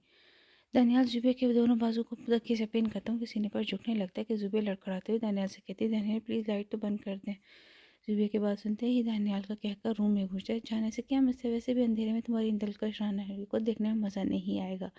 इतना कहते ही दानियाल उसे आंख बंद करता, दोबारा से उसके दिल वाले मकाम पर अपने होंठ रखता है। दानियाल की दाढ़ी की चुभन महसूस करते जुबे के मुंह से सस्कारियाँ निकलने लगती है। दानियाल उसकी सिसकियाँ अपने होठों में जस कर ही रहा था कि दानियाल उसके होंठों को छोड़ता उसकी गर्दन पर जगह जगह अपने होंठों का लंस छोड़ रहा था। दानियाल जैसे उसकी गर्दन में दांत गाड़ता जुबे की सिसकियाँ बुलंद हो जाती थी। उसकी इस इसके सुनते ही दानियाल को सुकून महसूस हो रहा था कि ज़ुबैर अपने महरम की क़ुर्बत में सुकून महसूस कर रही थी। वहीं दानियाल भी जल्दी से उसके रूम में उतरना चाहता था, लेकिन वो आहिस्ता-आहिस्ता ज़ुबैर को रिलैक्स के लिए उसके रूम में उतरना चाहता था। दानियाल जगह-जगह उसकी गर्दन पर छूते उसके दिल वाले मकाम पर अपने दांतों की चुभन छोड़े जा रहा था कि ज़ुबैर दानियाल के लम्स में शिद्दत महसूस करती, सिसकों के बीच दानियाल का नाम पुकारती है। दानियाल अपना चेहरा ज़ुबैर की धड़कनों से उठाए उसकी तरफ देखता है, जो दानियाल की शिद्दत से अपनी आंखों में आंसू लिए उसकी तरफ देख रही थी। दानियाल ज़ुबैर की आंखों में आंसू को मतलब समझता, उसकी दोनों आंखों पर भारी-भारी अपने होंठ रखता, उसके आंसू को चुनता कहता है, डरो मत पक्का, अब आराम से करूँगा। इतना कहते ही दानियाल थोड़ा सा ऊपर उठता तो ब्लैक कलर की वेस्ट भी रिमूव कर चुका था और फिर लाइट ऑफ कर दानियाल अचानक से ज़ुबैर की कमर पर अपने होंठ रखता है, जिससे ज़ुबैर ऊपर को उठ के सिसकी लेती है। दानियाल दोबारा से ज़ुबैर को अपने सीने पर लेटा इसी सीने की नाज़ुकी को महसूस करने लगता है, फिर उसे खुद में बिछते ज़ुबैर को रिलैक्स करने लगता है। फिर उसकी पेशानी पर बूसा देते नीचे की तरफ आता, खुद को नहायत ही आराम से एक झटके से उसकी रूह की गहराइयों में उतार चुका था और ज़ुबैर की चीख बुलंद होने से पहले उसके लबों को अपने लब रख लेता, जिससे ज़ुबैर की आंखों से आंसू टूटकर तकिए में जज़्ब हो चुके थे। दानियाल से होंठों से हटता ऊपर होता उसके आंसू अपने होंठों से चुनता है और कुछ देर बाद दोबारा से नीचे की तरफ आता, ज़ुबैर की टांगें अपने कंधों पर रखता अपना अमल दोहराता है। लेकिन इस बार ज़ुबैर दर्द ना महसूस करते हुए दानियाल को साथ देने लगती है। सारी रात ज़ुबैर पर अपनी शिद्दतें निछावर करने के बाद सुबह फजर के वक्त दानियाल ने उसे आज़ादी बख्शा, उसे सोने की इजाज़त दी। ज़ुबैर भी उसकी शिद्दत से बेहाल होती उसके सीने पर सर रखे गहरी नींद सो चुकी थी। दानियाल भी उसकी पेशानी पर अपना होंठ रखता उसे खुद से ज़ोर से खुद में भींची आंखें मूंद गया था। हर तरफ फजर की अज़ानें की आवाज़ें आ रही थी। आमना बेगम जो बाकायदगी से नमाज़ पढ़ने की आदी थी, इटली आने की वजह उनके तर्ज ज़िंदगी में कोई फ़र्क नहीं आया था। यही वजह थी कि ज़िंदगी में इतनी मुश्किलात की वजह से उन्हें कभी अल्लाह पर यकीन नहीं छोड़ा था और आज वो अपने बेटे और बहू की खुशहाल ज़िंदगी गुजार रहे थे। अम्ने बेगम जल्दी से उठी, वज़ू करने वॉशरूम में चली गई। कुछ देर बाद वो जाए नमाज़ उठाए फजर की नमाज़ अदा करती हैं कि अपने रब की तमाम नेमतों का शुक्र अदा किए, अपने बेटे और बहू की खुशहाल ज़िंदगी की दुआ करती हैं। अमना नमाज़ अदा करने के बाद सोफ़े पर बैठी कुरान पाक की तिलावत करती है कि पता नहीं आज उनके दिल एक अनजाने खौफ से घबरा रहा था। अभी वो कुरान पाक की तिलावत किए वॉक करने के रूम से निकलने लगी कि अचानक से उनका फ़ोन रिंग होने लगा। वो इतनी सुबह पाकिस्तान का नंबर देखी थोड़ा हैरान हुई, फिर कुछ सोचती कॉल पिक कर लेती हैं। कॉल पिक करते दूसरी तरफ से आती आवाज़ पहचानने में उन्हें मिनट भी नहीं लगा। यह कॉल अमना बेगम की भाभी और ज़ुबिया की चची की थी। आसिया बेगम की रोने की आवाज़ सुनते ही अमना बेगम थोड़ा परेशान होती है और फिर घबराते हुए पूछती हैं कि क्या हुआ, तुम इतना क्यों रो रही हो। आसिया बेगम रोते हुए कहती हैं कि आपके भाई जायद साहब को बहुत ख़तरनाक किस्म का हार्ट अटैक हुआ है, डॉक्टर उनकी हालत बहुत ख़राब बता रहे हैं। आसिया बेगम की बात सुनते ही अमना बेगम कहती हैं, तुम परेशान मत हो, मैं आज ही पाकिस्तान की टिकट करवा के पाकिस्तान आती हूँ। जैसे ही दानियाल की आँख खुलती है तो अपने सीने पर लेटी ज़ुबिया को देखती है, जिसकी शिद्दत से बेहाल होती गहरी नींद सो रही थी। दानियाल ज़ुबिया को तकिए पर लेटाया, इसके ऊपर से चादर नीचे की है, उसके दिल का शरनाइयों को देखने लगता है, जो दानियाल की शब्दों की वजह से सुर्ख हो रही थी। दानियाल दोबारा से बहकते ज़ुबिया के होठों पर झूलते हैं। ज़ुबिया नींद में अपनी सांसें रुकती महसूस करते आंखें खोलती है तो दानियाल को दोबारा से अपने ऊपर झुका देकर उसके सीने पर दोनों हाथ रखे उसे दूर करने की कोशिश करने लगती है, लेकिन दानियाल उसकी मुज़ाहमत को इग्नोर करते उसके होठों पर अपनी शिद्दत लुटाने में मगन था। कुछ देर बाद ज़ुबिया की रुकती सांसें महसूस करते उसके होठों को आज़ादी बख्शते उसके चेहरे को देखता है, जहाँ ज़ुबिया अपनी सांसें रुकने पर बड़े सांसें ले रही थी। ज़ुबिया को बड़े-बड़े सांस लेते देखकर दानियाल की नज़र उसके चेहरे पर पड़ी। दानियाल अपने जज्बात पर काबू पाता दोबारा से उसके सिर पर झुकता उसे अपनी शिद्दतें निछावर करने लगता है। दानियाल की सरकत पर शर्म से ज़ुबिया को अपने कान से धुआं निकलते हुए महसूस हुए। ज़ुबिया कांपते होठों से दानियाल से कहती है, दानियाल प्लीज़ मेरे ऊपर छोड़ जा, मुझे फ्रेश होने, पप्पा भी हमारा वेट कर रही होंगी। ज़ुबिया की बात सुनते ही दानियाल उसके सीने से चेहरा उठाता कहते, जान परेशान मत हो, तुम्हारे पप्पा को मैं बता कर आया था कि मैं और उनकी बहू दोनों मिलकर उन्हें दादी बनाने की प्लानिंग करने जा रहे हैं। दानियाल की बात सुनते ही ज़ुबिया शर्म से उसके सीने में चेहरा छुपाती है। दानियाल अब कितने बेशर्म है। ज़ुबिया की बात सुनते ही दानियाल को कहकर रूम में घुस जाओ। वो झुककर ज़ुबिया के कान के करीब सरगोशी नुमा आवाज़ में कहता है, जान रात आपको मेरी कुव्वत में अंदाज़ा हो गया होगा कि मैं कितना बेशर्म हूँ। हमने बेगम परेशान होती बार बार दानियाल को कॉल कर रही थी, लेकिन हर बार बेल जाने पर कॉल नहीं उठाई जा रही थी। दानियाल ने अपना मोबाइल साइलेंट मोड पर लगाया हुआ था ताकि उसे कोई डिस्टर्ब ना करे, क्योंकि अक्सर रात में हारून उसे तंग करने के लिए कॉल किया करता था या ऑफिस के मामला डिस्कस करने के लिए। आमना बेगम के बार बार कॉल न करने पर दानियाल पिक नहीं कर रहा था। परेशानी की वजह से उनकी तबीयत भी ख़राब हो रही थी। मुलाज़िम जो आमना बेगम से नाश्ता कब पूछने आई थी, उनकी तबीयत ख़राब होते देखकर जल्दी से उन्हें सहारा देती बेड पर लेटाती हैं। मुलाज़िमा जल्दी से बीपी ऑपरेटर उठाती उनका बीपी चेक करते हैं, जो टेंशन की वजह से काफ़ी हाई हो रहा था। दानियाल को अक्सर मीटिंग या वजह दूसरे मुल्क भी जाना पड़ता था, इसलिए उसने आमना बेगम की एक केयर टेकर भी हायर की हुई थी, जो अक्सर आमना बेगम की तबीयत ख़राब हो जाने पर उसका ख्याल रखती थी। दानियाल ने उसे आमना बेगम की तमाम मेडिसिन के बारे में समझाया हुआ था कि अगर इनकी अचानक तबीयत ख़राब हो जाए तो उन्हें कौन सी मेडिसिन देनी है। मुलाज़िमा बीपी चेक करने के बाद किचन में जाती है, हल्का सा कुछ खाने को बनाती है, फिर आमना बेगम को हल्का सा नाश्ता करवाती है, मेडिसिन देती है, लेटने का कहती है। आमना बेगम जो परेशानी से सिर्फ अपने भाई का नाम पुकार रही थी, दवाई के ज़ेर असर ऐसे ऐसे नींद में जाने लगी। मुलाज़िमा उन्हें सोता देखकर रूम की लाइट ऑफ किए रूम से बाहर निकलती है और अब दानियाल को कॉल मिलाने की कोशिश करती है ताकि उसे आमना बेगम की तबीयत के बारे में आगाह कर सके, लेकिन बार बार बेल जाने पर दानियाल कॉल पिक नहीं कर रहा था। दानियाल की बात सुनते ही ज़ुबिया मजीद उसके सीने में सिमटती है। दानियाल ज़ुबिया को अपनी गोद में उठाए वॉशरूम का रुख करता है। ज़ुबिया खुद को बगैर कपड़ों के अपना दानियाल की गोद में देखते उसके सीने में से अपना चेहरा छुपाती है। तो दानियाल कहता है, जान अब क्या छुपाने की कोशिश कर रहा, तुम्हारे जिस्म हर हिस्से को तो देख चुका हूँ, अब तो मैं आंखें बंद करके बता सकती हूँ कि तुम्हारे जिस्म पर कौन सा तेल कहाँ पर है। दानियाल के बेबाक बात सुनते ही ज़ुबिया उसके कंधे पर अपना नाजुक हाथ का मुक्का मारती है और दानियाल बातों से ज़ुबिया को पता ही नहीं चला कब वो उसे वॉशरूम में लाए डोर बंद कर चुका था। ज़ुबिया को वॉशरूम में दानियाल को साथ देखते कहती है, दानियाल आप प्लीज़ बाहर जाएं, मुझे शॉवर लेना है। ज़ुबिया की बात सुनते ही दानियाल उसे अपने गोद से उतारता शॉवर ऑन करता है। जान एक साथ शॉवर लेते हैं, इस तरह टाइम भी बच जाएगा और पानी भी। शॉवर ऑन करते ही दोनों के जिस्म पर पानी के पर कतरे गिरने लगते हैं कि दानियाल ज़ुबिया को शॉवर के नीचे खड़ा के दूर के उसके सरापे का जायजा लेने लगता है। दानियाल की बेबाक नज़र अपने सरापे पर महसूस करती ज़ुबिया अपने सीने पर बाजू लपेटे खुद को छुपाने की नाकाम कोशिश करती है कि दानियाल ज़ुबिया को छुपता देखकर उसका रुख दीवार की तरफ करते उसके कमर पर जगह जगह अपने लम्स छोड़ने लगता है। कुछ देर बाद दानियाल शॉवर बंद करता है, उसे खुद पर बाहर टॉवल लपेटता बाहर आता है। ज़ुबिया को बेड पर लेटाया खुद चेंज करने चला जाता है। दानियाल चेंज करने के बाद ज़ुबिया के लिए एक ब्लैक कलर की फ्रॉक लिए उसकी तरफ बढ़ता है और फिर उसके जिस्म से टॉवल रिमूव किया। पहले उसका ड्रेस पहनाता है। ब्लैक कलर ज़ुबिया के गोरे रंग पर बहुत खूबसूरत लग रहा था। दानियाल ज़ुबिया उठाए ड्रेसिंग टेबल के आगे खड़ा करता, बालों में ब्रश करता उसे तैयार करने लगता है। ज़ुबिया दानियाल का अक्स आईने में देखती है, उसे अपनी किस्मत पर रश्क करती है कि इतना खूबसूरत और मोहब्बत करने वाला शख्स सिर्फ इसी की मलकियत था। दानियाल उसके बाल कंघी करता ब्रश टेबल पर रखता है और फिर ज़ुबिया के गिर्द अपना हिसार बांधते आईने में देखता माशाल्लाह बोलता है। ज़ुबिया जो अभी तक दानियाल के खूबसूरत नकूश में खोई हुई थी, दानियाल उसे खुद में खोया देकर इसके कान के करीब सरगोशी करता है, जान इतना गौर से मत देखो, मुझे पता है कि मैं बहुत खूबसूरत हूँ। दानियाल की बात सुनते ज़ुबिया अपनी नज़र नीचे झुकाती है तो दानियाल उसका रुख अपनी तरफ करता है, उसका चेहरा ऊपर उठाता है। जान तुम्हारी यूँ नज़र झुकाना मुझे बिल्कुल पसंद नहीं है। तुम जब चाहो मुझे देख सकती हो और अपनी मोहब्बत की निछावर कर सकती हो, क्योंकि तुम्हारे दानियाल पर सिर्फ़ और सिर्फ तुम्हारा हक है। इतना कहते ही दानियाल उसे खुद में भेजता, उसे सर पर अपने लब रखता है, उसे आई लव यू जान बोलता है। ज़ुबिया भी अपने महरम की कुर्बत पाते उसके सीने पर अपने लब रखती है। ज़ुबिया के खूबसूरत इजहार पर दानियाल के होंठों तले दिलकश मुस्कुराहट आती है और ज़ुबिया को अपने इजहार में लिए अपने मोबाइल टेबल से उठाता रूम से निकलने लगता है। जब फ़ोन पर आती कॉल देखते थोड़ा परेशान होता कॉल पिक करता है। ये कॉल आमना बेगम की केयर टेकर की थी, वो तभी कॉल करती थी जब आमना बेगम की तबीयत ठीक ना हो। दानियाल कॉल देखते ही समझ चुका था, इसलिए ज़ुबिया को जल्दी से घर की तरफ बढ़ाता है। इस वक्त सुबह के 8 बजे थे जब दानियाल और ज़ुबिया घर दाखिल हुए। दानियाल को अंदर आते देखकर मुलाज़िमा उनकी तरफ भागती हुई आती है और हाँफती हुई दानियाल से कहती है, साहब वो बड़ी बीबी की तबीयत बहुत ख़राब है, मैंने उन्हें मेडिसिन देकर सुला दिया है। दानियाल मुलाज़िमा की बात सुनते आमना बेगम के रूम की तरफ भागता है और रूम की लाइट ऑन करते ही आमना बेगम की आंख खुल जाती है। आमना बेगम दानियाल को देखते ही ज़ोर कतार रोने लगती है। दानियाल आगे बढ़ता उन्हें गले लगाते उनकी पेशानी पर बोसा देता उन्हें चुप करवाने लगता है। मॉम क्या हुआ है, आप इतना परेशान क्यों हैं? आमना बेगम रोते हुए दानियाल को सारी बात बताती है कि उसके मामू को बहुत ख़तरनाक हार्ट अटैक आया, उनके पास वक्त बहुत कम है। ज़ुबिया जैसे अपने चाचा की तबीयत ख़राबी का सुनती है तो उसकी आंखों से भी आंसू बहने लगते हैं। दानियाल आमना बेगम को छोड़ता ज़ुबिया को चुप करवाने लगता है। ज़ुबिया के पास इसके माँ बाप के बाद यही तो रिश्ता था जिसने उन्हें बेलोस प्यार किया था। दानियाल आमना बेगम और ज़ुबिया थोड़ा रिलैक्स करता रूम से निकलता हारून को कॉल करता है कि पाकिस्तान की 3 अर्जेंट टिकट करवाने का कहता है। दानियाल का अचानक पाकिस्तान जाने की बात सुनते हारून थोड़ा परेशान हो जाता है, लेकिन हारून के सवाल करने से पहले ही दानियाल उसे सारी कहानी बता देता है, जिससे हारून परेशान होता है, उसे हौसला देता है। कुछ देर बाद इन तीनों की पाकिस्तान की फ़्लाइट थी। हारून उन्हें एयरपोर्ट पर छोड़ने जाता है और फिर रात 9 बजे के करीब पाकिस्तान पहुँचते ही दानियाल, ज़ुबिया और आमना बेगम घर जाने की बजाय सीधा हॉस्पिटल आते हैं।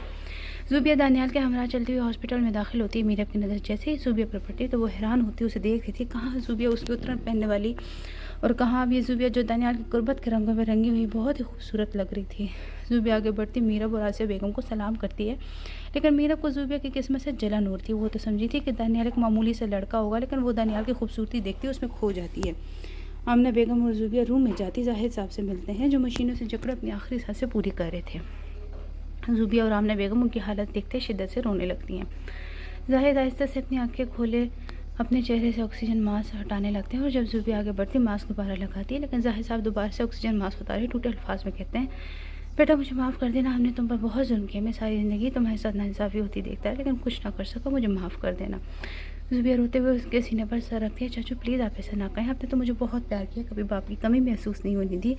बाकी जो कुछ मेरे साथ हुआ मेरी किस्मत में था। वहाँ खड़े हर इंसान की आँख अश्क बार थी। कुछ देर बाद ज़ाहिद साहब ने एक लंबी सांस खींचने के बाद अपनी आंखें हमेशा के लिए बंद कर दी थे। ज़ुबिया ज़ाहिद साहब को देखती चीखती हुई वही ज़मीन पर बैठ जाती। मीरब की हालत भी ज़ुबिया से कम ना थी। कुछ देर बाद ज़ाहिद साहब की तदफीन वगैरह की जाती है। दानियाल हारून को कॉल करता बता चुका है कि उसके चाचा का इंतकाल हो चुका है। दानियाल की बात सुनते हारून पाकिस्तान जाने का फैसला करता है। आज ज़ाहिद साहब की वफ़ात को दूसरा दिन था जब हारून पाकिस्तान आता है। हारून मलिक जिसने आज पूरे 10 साल बाद पाकिस्तान की सरजमीन पर कदम रखा था, हारून दानियाल के घर पहुँचते ही दानियाल के गले मिलता है, उसके मामू की वफ़ात का अफसोस करता है और फिर आमना बेगम से मिलता है। ज़ुबिया की चची को सलाम करता है, उनसे अफसोस करता है। सबसे मुअज़्ज़र की के टाइम से फ़्लाइट ना मिलने पर ज़ाहिद साहब के जनाजे पर नहीं आ सका। कुछ देर बातें करने के बाद ज़ुबिया हारून को मुखातिब करती है कि भाई अब थक गए होंगे, कुछ देर आराम कर ले। हारून ज़ुबिया की बात सुनता, हाँ में हिलाता, सर हिलाता रूम की तरफ जाता है। मुलाज़िमा हारून को उसका रूम दूर से बता के जा चुकी थी। हारून को बिल्कुल मीरब के साथ वाला रूम दिया गया था। हारून जैसे ही अपने रूम की तरफ बढ़ता है तो दूसरी तरफ से आती मीरब उससे टकराती है। मीरब जो हारून से टकराने गिरने लगती है, हारून से कमर से थामता, गिरने से बचाता है। हारून की नज़र जैसे ही मीरब की रोई हुई सुर्ख आंखों पर पड़ती है, वो उसमें खो सा जाता है और फिर मीरब के सॉरी बोलने पर उसे सीधा खड़ा करता अपने रूम की तरफ बढ़ जाता है। दारे साहब के वफ़ात को 1 महीना हो चुका था। सब घर वाले लॉन में बैठे शाम की चाय पी रहे थे जब आसिया बेगम अपनी भाभी से मुखातिब होती कहती है कि मैं चाहती हूँ अब मीरब के हाथ पीले कर दूँ क्योंकि मेरी तबीयत अब ठीक नहीं रहती, पता नहीं कब ज़िंदगी की शाम हो जाए। आसिया बेगम की बात सुनते ही मीरब जल्दी से उठ के गले लगे रोने लगती है। मामा प्लीज़ आप ऐसे तो ना गए, मेरा आपके अलावा इस दुनिया में कौन है। बाबा भी छोड़ के चले गए। मीरब को रोता देखकर हारून के दिल को कुछ हुआ। जिस दिन से उसने मीरब को देखा था वो हर वक्त उसकी खूबसूरती में खोया रहता था। मीरब का मगरूराना अंदाज उसे बहुत पसंद था। आमना बेगम बात बदलने के लिए कहती हैं कि तुम्हारी नज़र में अगर कोई अच्छा रिश्ता है तो देखो, दिल में आमना बेगम भी यही चाहती थी कि हारून और ज़ुबिया का रिश्ता हो जाए और शायद किस्मत को भी यही मंजूर था। मीरब रात के वक्त लॉन में अकेली बैठी सोचों में गुम थी कि इतने में हारून की गाड़ी गेट से एंटर होती है। हारून गाड़ी में उतरना अंदर जाता है। जब उसकी नज़र लॉन बैठी मीरब पर पड़ती है तो वो अंदर जाने की बजाय लॉन का रुख करता है और मीरब के साथ वाली चेयर पर बैठता है, उससे बातें करने लगता है। लेकिन मीरब उसकी बातों का जवाब दिए बगैर उठ के रूम में चली जाती है। हारून को उसको यूँ इग्नोर करना बुरा लगा, लेकिन वो अपने ख्याल को झटकता अपने रूम का रुख करता है। अगले दिन सुबह मीरब यूनिवर्सिटी के लिए निकलती है तो आज उसकी क्लास जल्दी होने की वजह से वो घर के लिए जल्दी निकली। जब रास्ते में उसकी गाड़ी ख़राब हो गई, मीरब गाड़ी से निकलती उसे ठीक करने लगती है कि बार बार गाड़ी स्टार्ट करने पर नहीं चल पा रही थी। इतने में वहाँ से मीरब का क्लास फेलो गुजरता है। क्लास फेलो होने की वजह से वो और मीरब अच्छे दोस्त भी थे। मीरब को परेशान लेकर वो गाड़ी रोकता है, मीरब के पास आता है, उसे अपने साथ चलने की ऑफ़र करता है। सड़क सुनसान होने की वजह से वहाँ कोई और गाड़ी मिलना भी मुश्किल था, इसलिए वो उसकी बात मानती उसकी गाड़ी में बैठ जाती है। जैसे ही वो घर के आगे गाड़ी रुकते ही उतरती तो हंसते हुए शुक्रिया अदा करती है। मीरब को किसी लड़के के साथ हंसते हुए देखकर हारून आगे बढ़ता है। मीरब के दोनों बाजू दबोचते उसके चेहरे पर गिराते कि तुम्हें शर्म नहीं आती किसी लड़के के साथ यूँ हंस हंस के बात करते हुए। हारून के इस तरह बात करने पर मीरब भी गुस्से से चिल्लाती कहती है आप होते कौन, मैं जिससे मर्जी मिलूँ, जिससे मर्जी बातें करूँ। मीरब और हारून को चलाता देखकर दानियाल हारून की तरफ आता है, इससे वजह पूछता है। हारून मीरब को छोड़ता है तो गुस्से से तन फन करते हुए रूम का रुख करती है। फिर हारून दानियाल को अपने दिल की कैफियत के बारे में बताता है। हारून के बात सुनते दानियाल का कहका गूंजा। वो हंसते हुए कहता है ओह अच्छा, तो मेरा दोस्त मोहब्बत जैसी मर्ज में मुब्तला हो चुका है, तुम परेशान मत हो, मैं कुछ करता हूँ। अगले दिन मीरब को कुछ रिश्ते वाले देखने आए थे। इधर मीरब अपनी तैयारी में बिजी थी, उधर हारून बेचैन अपने रूम में इधर से उधर चक्कर लगा रहा था। ज़ुबिया मीरब के लिए नीचे आती है तो सब मीरब को देखते हैं, माशाल्लाह बोलते। कुछ बातों के बाद उन्हें मीरब पसंद आ गई और हारून दूर खड़ा उनकी बातें सुनता रहा था। जैसे ही हर रिश्ते वाले हाँ करते तो अपना जब्त होता सबके बीच में आता, इस रिश्ते से इनकार कर दिया। हारून के इनकार पर सब हैरान होते हैं कि दानियाल को हारून से इस बेवकूफ़ी की बिल्कुल उम्मीद थी। वैसे वो आगे बात को बढ़ाता संभालता उन्हें जाने का कहता है और फिर सब घर वालों को रिलैक्स करता हारून की पसंदगी का बताता है। आमना बेगम जो पहले से ही चाहती थी दानियाल की बात सुनते फ़ौरन से हाँ कर देती है। आसिया बेगम को हारून में कोई कमी नहीं लगी थी, वो हर लिहाज से मीरब के परफेक्ट था। सब घर वालों की रजामंदी के मुताबिक अगले 2 हफ्तों बाद हारून और मीरब की शादी थी। वक्त इतनी तेज़ी से गुजरता गया कि आज मीरब और हारून की मेहंदी थी। हारून तैयार हुआ बहुत ही खूबसूरत लग रहा था और इधर मीरब भी अपनी खूबसूरती की वजह से बिल्कुल परी लग रही थी। ज़ुबिया मीरब को तैयार करने में हेल्प करती अपने रूम में तैयार होने गई। जैसे ही वो रूम में दाखिल होती तो दानियाल बेड पर लेटा उसी का वेट कर रहा था। ज़ुबिया दानियाल को देख के कहती दानियाल आप अभी तक तैयार नहीं हुए, आपको पता है हम पहले ही लेट हो चुके हैं। दानियाल ऐसे ही अपना हाथ बढ़ाए ज़ुबिया को अपने पास बुलाता है। दानियाल की बात मानती ज़ुबिया उसके पास जा खड़ी होती है। दानियाल इसका बाजू पकड़ता अपने ऊपर गिराता है। जान मैं तो सोच रहा हूँ क्यों ना हम फंक्शन जाने की वजह अपने बेबी की प्लानिंग करते हैं। दानियाल की जुबानी बात सुनते ही ज़ुबिया शर्म से सुर्ख होने लगती है। ज़ुबिया को यूँ शर्माते देखकर दानियाल कहता है जान बहकाने वाले काम तुम खुद करी हो, जब मैं बहक जाता हूँ तो फिर मुझसे गिला करती हो। दानियाल को बहकता देखकर ज़ुबिया उसके सीने पर दोनों हाथ रखे उठने लगती है तो दानियाल करवट लेकर ज़ुबिया के ऊपर आ जाता है और फिर ज़ुबिया के होठों पर झुकता शिद्दत से किस करने लगता है। ज़ुबिया अपने होठों पर झुकता देखकर मजामत करने लगती है। दानियाल उसके दोनों हाथ तकिए से करता है, उसके नीचे होठ पर अपने गाड़ देता है और फिर शिद्दत से उसके होठों का रास्ता छोड़ने लगता है। दानियाल ज़ुबिया के होठों को आज़ादी बख्शकर उसकी शर्ट उतारते दूर फेंकता है और फिर उसके सीने पर झुकता है, उस पर अपने दाल गाड़ता है, जिससे ज़ुबिया की सिसकियाँ बुलंद होने लगती हैं। दानियाल ऊपर होता है, ज़ुबिया की शर्ट पर अपने होंठ रखता है और फिर नीचे थोड़ा उसकी बेली बटन पर अपने होंठ रखता है। ज़ुबिया शर्म से सुर्ख होते हुए कांपते होठों से दानियाल से कहती है, दानियाल प्लीज़ छोड़ दे, हमें देर हो रही है। दानियाल बार बार ज़ुबिया की मुज़ाहमत से तंग आता है, उसे खुद से दूर कर देता है। एक बार तुम इन फंक्शन से फारिग हो लो, फिर तुम्हें कोई मुझसे बचा नहीं सकता। ज़ुबिया दानियाल के दूर होता ही वॉशरूम की तरफ भाग गई। कुछ देर बाद ज़ुबिया हल्के पिंक कलर की कामदार फ्रॉक पहने बाहर आती है। पिंक कलर ज़ुबिया की गोरी रंगत पर बहुत खूबसूरत लग रहा था। दानियाल दोबारा से कदम उठाता ज़ुबिया के करीब आता, उसकी गर्दन से बाल उठाता, अपने होंठ रखता है और ज़ुबिया के कान के करीब सरगोशी करता है कि तुमने ऐसा कौन सा जादू किया कि मैं दिन ब दिन तुम्हारा असीर होता जा रहा हूँ। तुम्हारे बगैर एक मिनट भी गुजारना बहुत मुश्किल लगता है। दानियाल बोलते हुए ज़ुबिया की गर्दन पर अपने होठों का लम्स छोड़ रहा था। कुछ देर बाद बाहर दरवाजे पर दस्तक होती है। ज़ुबिया लड़खड़ाते हुए पूछते, कौन? तो मुलाजमा कहती है, वो बड़ी बीबी कह रही है कि पीरा बीबी को लेकर नीचे आ जाए। इतने कहते ही मुलाजमा चली गई। मुलाजमा के जाते ही ज़ुबिया धक्का देती दानियाल को वॉशरूम की तरफ भेजी। वो खुद भी जल्दी से तैयार होती मीरब के रूम की तरफ बढ़ती है। ज़ुबिया मीरब के कुछ दोस्तों से समेत लॉन में इंटर हुई, क्योंकि मेहंदी का फंक्शन लॉन में रखा गया था। हर तरफ मीरब की एंट्री का शोर उठता है। हारून की नज़र भी सामने की तरफ उठती है, जहाँ मीरब पीले रंग का जोड़ा पहने हाथों में गजर पहने नज़र लग जाने की हद तक खूबसूरत लग रही थी। हारून मीरब को देखता उसमें खो ही जाता है और फिर ज़ुबिया आगे बढ़ती मीरब को हारून के बराबर में बैठाती है। मीरब हारून से थोड़ा दूर बैठी है तो हारून खुद उसके दुपट्टे के नीचे से उसके कमर में हाथ डालता अपने करीब करता है। मीरब हारून की इस हरकत पर मीरब सटपटा के उसकी तरफ देखती है। मीरब यूँ घूरने पर हारून उसके कान के करीब, जान यूँ मत घूरो वरना कोई गुस्ताखी हो जाएगी। इतना कहते ही हारून उसकी कमर पर दबाव डालता मजीद खुद में बींचता है। मेहंदी की रस्म शुरू होते ही पहले सब बड़े और फिर दानियाल और ज़ुबिया मेहंदी की रस्म करते हैं और फिर दोनों कपल्स का बारी बारी फ़ोटो शूट होता है। लगातार बैठने की वजह से मीरा बहुत थक चुकी थी, ऊपर से ड्रेस भी काफ़ी भारी था। इसलिए वो साथ बैठी ज़ुबिया के कान में ऐसा आवाज़ में कहती, प्लीज़ मुझे रूम में जाने में हेल्प करो, मैं बहुत थक चुकी हूँ। ज़ुबिया मीरा की बात सुनते उसे रूम में छोड़ती और फिर खुद भी चेंज करने अपने रूम में चली जाती है। दानियाल के रूम में आने से पहले ही ज़ुबिया सो चुकी थी, क्योंकि सुबह से फंक्शन की तैयारी में मसरूफ़ होने की वजह से बहुत थक चुकी थी। दानियाल ज़ुबिया को सर देकर चेंज करता, उसके बराबर में लेटता, उसका सर अपने सीने पर रखता, खुद भी आंखें मूंद जाता है। आज बारात का दिन था, हर तरफ तैयारी का शौक था। ज़ुबिया भी जल्दी से उठती, मुलाजमा के साथ मिलकर सबको नाश्ता करवाने में हेल्प करती है और फिर मीरा को लिए पार्लर के लिए निकलती है। दानियाल भी सुबह से हारून को तंग करने लगता है। हारून जो दानियाल से अपनी जान बचाता तैयार होने लगता है, क्योंकि इस वक्त दोपहर के 4 बजे थे और होटल का टाइम शाम 6 बजे का था।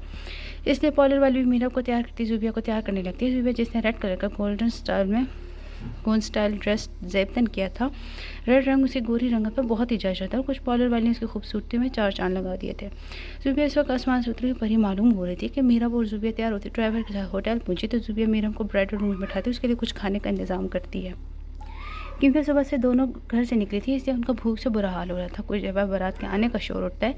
ज़ुबिया और मीरा के कुछ दोस्त मिलकर बारात का इस्तकबाल करते हैं और फिर निकाह का शोर उठता है। हारून और मीरा को निकाह के लाया जाता है। दोनों के बीच एक सफ़ेद कलर का कर्टन था और फिर मौलवी साहब दोनों का निकाह शुरू करवाते हैं। दोनों तरफ से कबूल है के बाद मीरब जायज़ से मीरब हारून बन चुकी थी। सब मिलकर दोनों को मुबारकबाद देते हैं और फिर हारून सफ़ेद कलर का कर्टन हटाए मीरब का घूंघट उठाता है, उसकी पेशानी पर बोसा देता है, जिससे हर तरफ फूटी का शोर उठता है। फिर हारून और मीरब दोनों को स्टेज पर बैठाया जाता है। मीरब इतनी खूबसूरत लग रही थी कि हारून की नज़र बार बार उसके चेहरे का तवाफ़ करी थी। दानियाल की नज़र जैसे ही ज़ुबिया पर पड़ती है तो उसमें खो सा जाता है। ज़ुबिया जो मेहमान के साथ बातों में मसरूफ़ थी, दानियाल उसके पास जाता है, उसके कान में सरगोशी करता है, जान अब तुम पक्का मुझे मारने का इरादा कर रखा है, रात में तैयार रहिएगा मेरी शिद्दतें बर्दाश्त करने के लिए। इतना कहते ही दानियाल ज़ुबिया के रुखसार पर अपने होंठ रखते हैं, जिसे देखते ही ज़ुबिया सटपटा कर इधर उधर देखती है। परेशान मत हो, किसी ने नहीं देखा, अगर कोई देख भी ले तो मुझे फ़र्क नहीं पड़ता। कुछ रस्मों के बाद हर तरफ रुखसती का वक्त होता है तो दानियाल मीरब को कुरान पाक के साए के नीचे रुखसत करता है। बेशक मीरब ने रुखसत होकर इसी घर जाना था, लेकिन फिर भी वो बहुत उदास थी। घर पहुँचते ही ज़ुबिया मीरब को हारून के रूम में बैठाती है। दानियाल जो जानबूझकर हारून को तंग करने के लिए अपने पास रोके रखा है, फिर अपनी बीवी का ख्याल आते ही उसे छोड़कर अपने रूम का रुख करता है। हारून जैसे ही रूम के पास पहुंचा तो ज़ुबिया और मीरा भी कुछ दोस्त रूम के बाहर खड़ी उससे पैसे मांगती हैं। हारून जैसे अपनी जान बचाने के बाद जल्दी की थी, वो अपना वॉलेट निकालता उनके हाथ पर रखता है। ज़ुबिया के जाते ही हारून अपने रूम का डोर खोले अंदर दाखिल होता है तो सामने मीरा बैठी उसका इंतजार कर रही थी। हारून डोर लॉक करते मीरब की तरफ बढ़ता है तो मीरब के दिल की धड़कन तेज़ होने लगती है। हारून आगे बढ़ता मीरब की गोद में अपना सर रख देता है। हारून का सर अपनी गोद में रखते देखकर मीरब अपनी नज़र सामने दीवार की तरफ मरकूज कर लेती है। हारून अपना हाथ बढ़ाए मीरब का चेहरा अपनी तरफ झुकाता है। जान मेरी तरफ देखो, तुम्हारा शोर वहाँ दीवार पर नहीं बल्कि तुम्हारी गोद में सर लग कर लेटा है। मीरब अपनी पलकें झुकाए हारून की तरफ देखती है तो हारून सबसे पहले उसकी तारीफ़ करता है, बहुत प्यारी लग रही हो, फिर इससे अपने रवैये की सॉरी करता है। मीरब एक नज़र अपने गोद में सर रखे हारून को देखती है जो अपनी नीली आंखों में खुमारी लिए उसकी तरफ देख रहा था। मीरब हारून की नीली आंखों में खो गई जब हारून उसे मुखातिब किया कि जान, मुझे पता है मैं बहुत प्यारी हूँ, इसलिए मुझे यूँ देखना बंद करो। मीरब अपनी चोरी पकड़ जाने पर बात को टाल दी। अब तो मुझे मेरे मुंह दिखाई नहीं दी। हारून मीरब की बात सुनते ही साइड से एक रेड कलर का बॉक्स निकालता मीरब के आगे करता है। मीरब बॉक्स थामती जैसे ओपन करती तो उसमें खूबसूरत सा ब्लैक कलर का डायमंड लॉकेट देख के खुश होती है।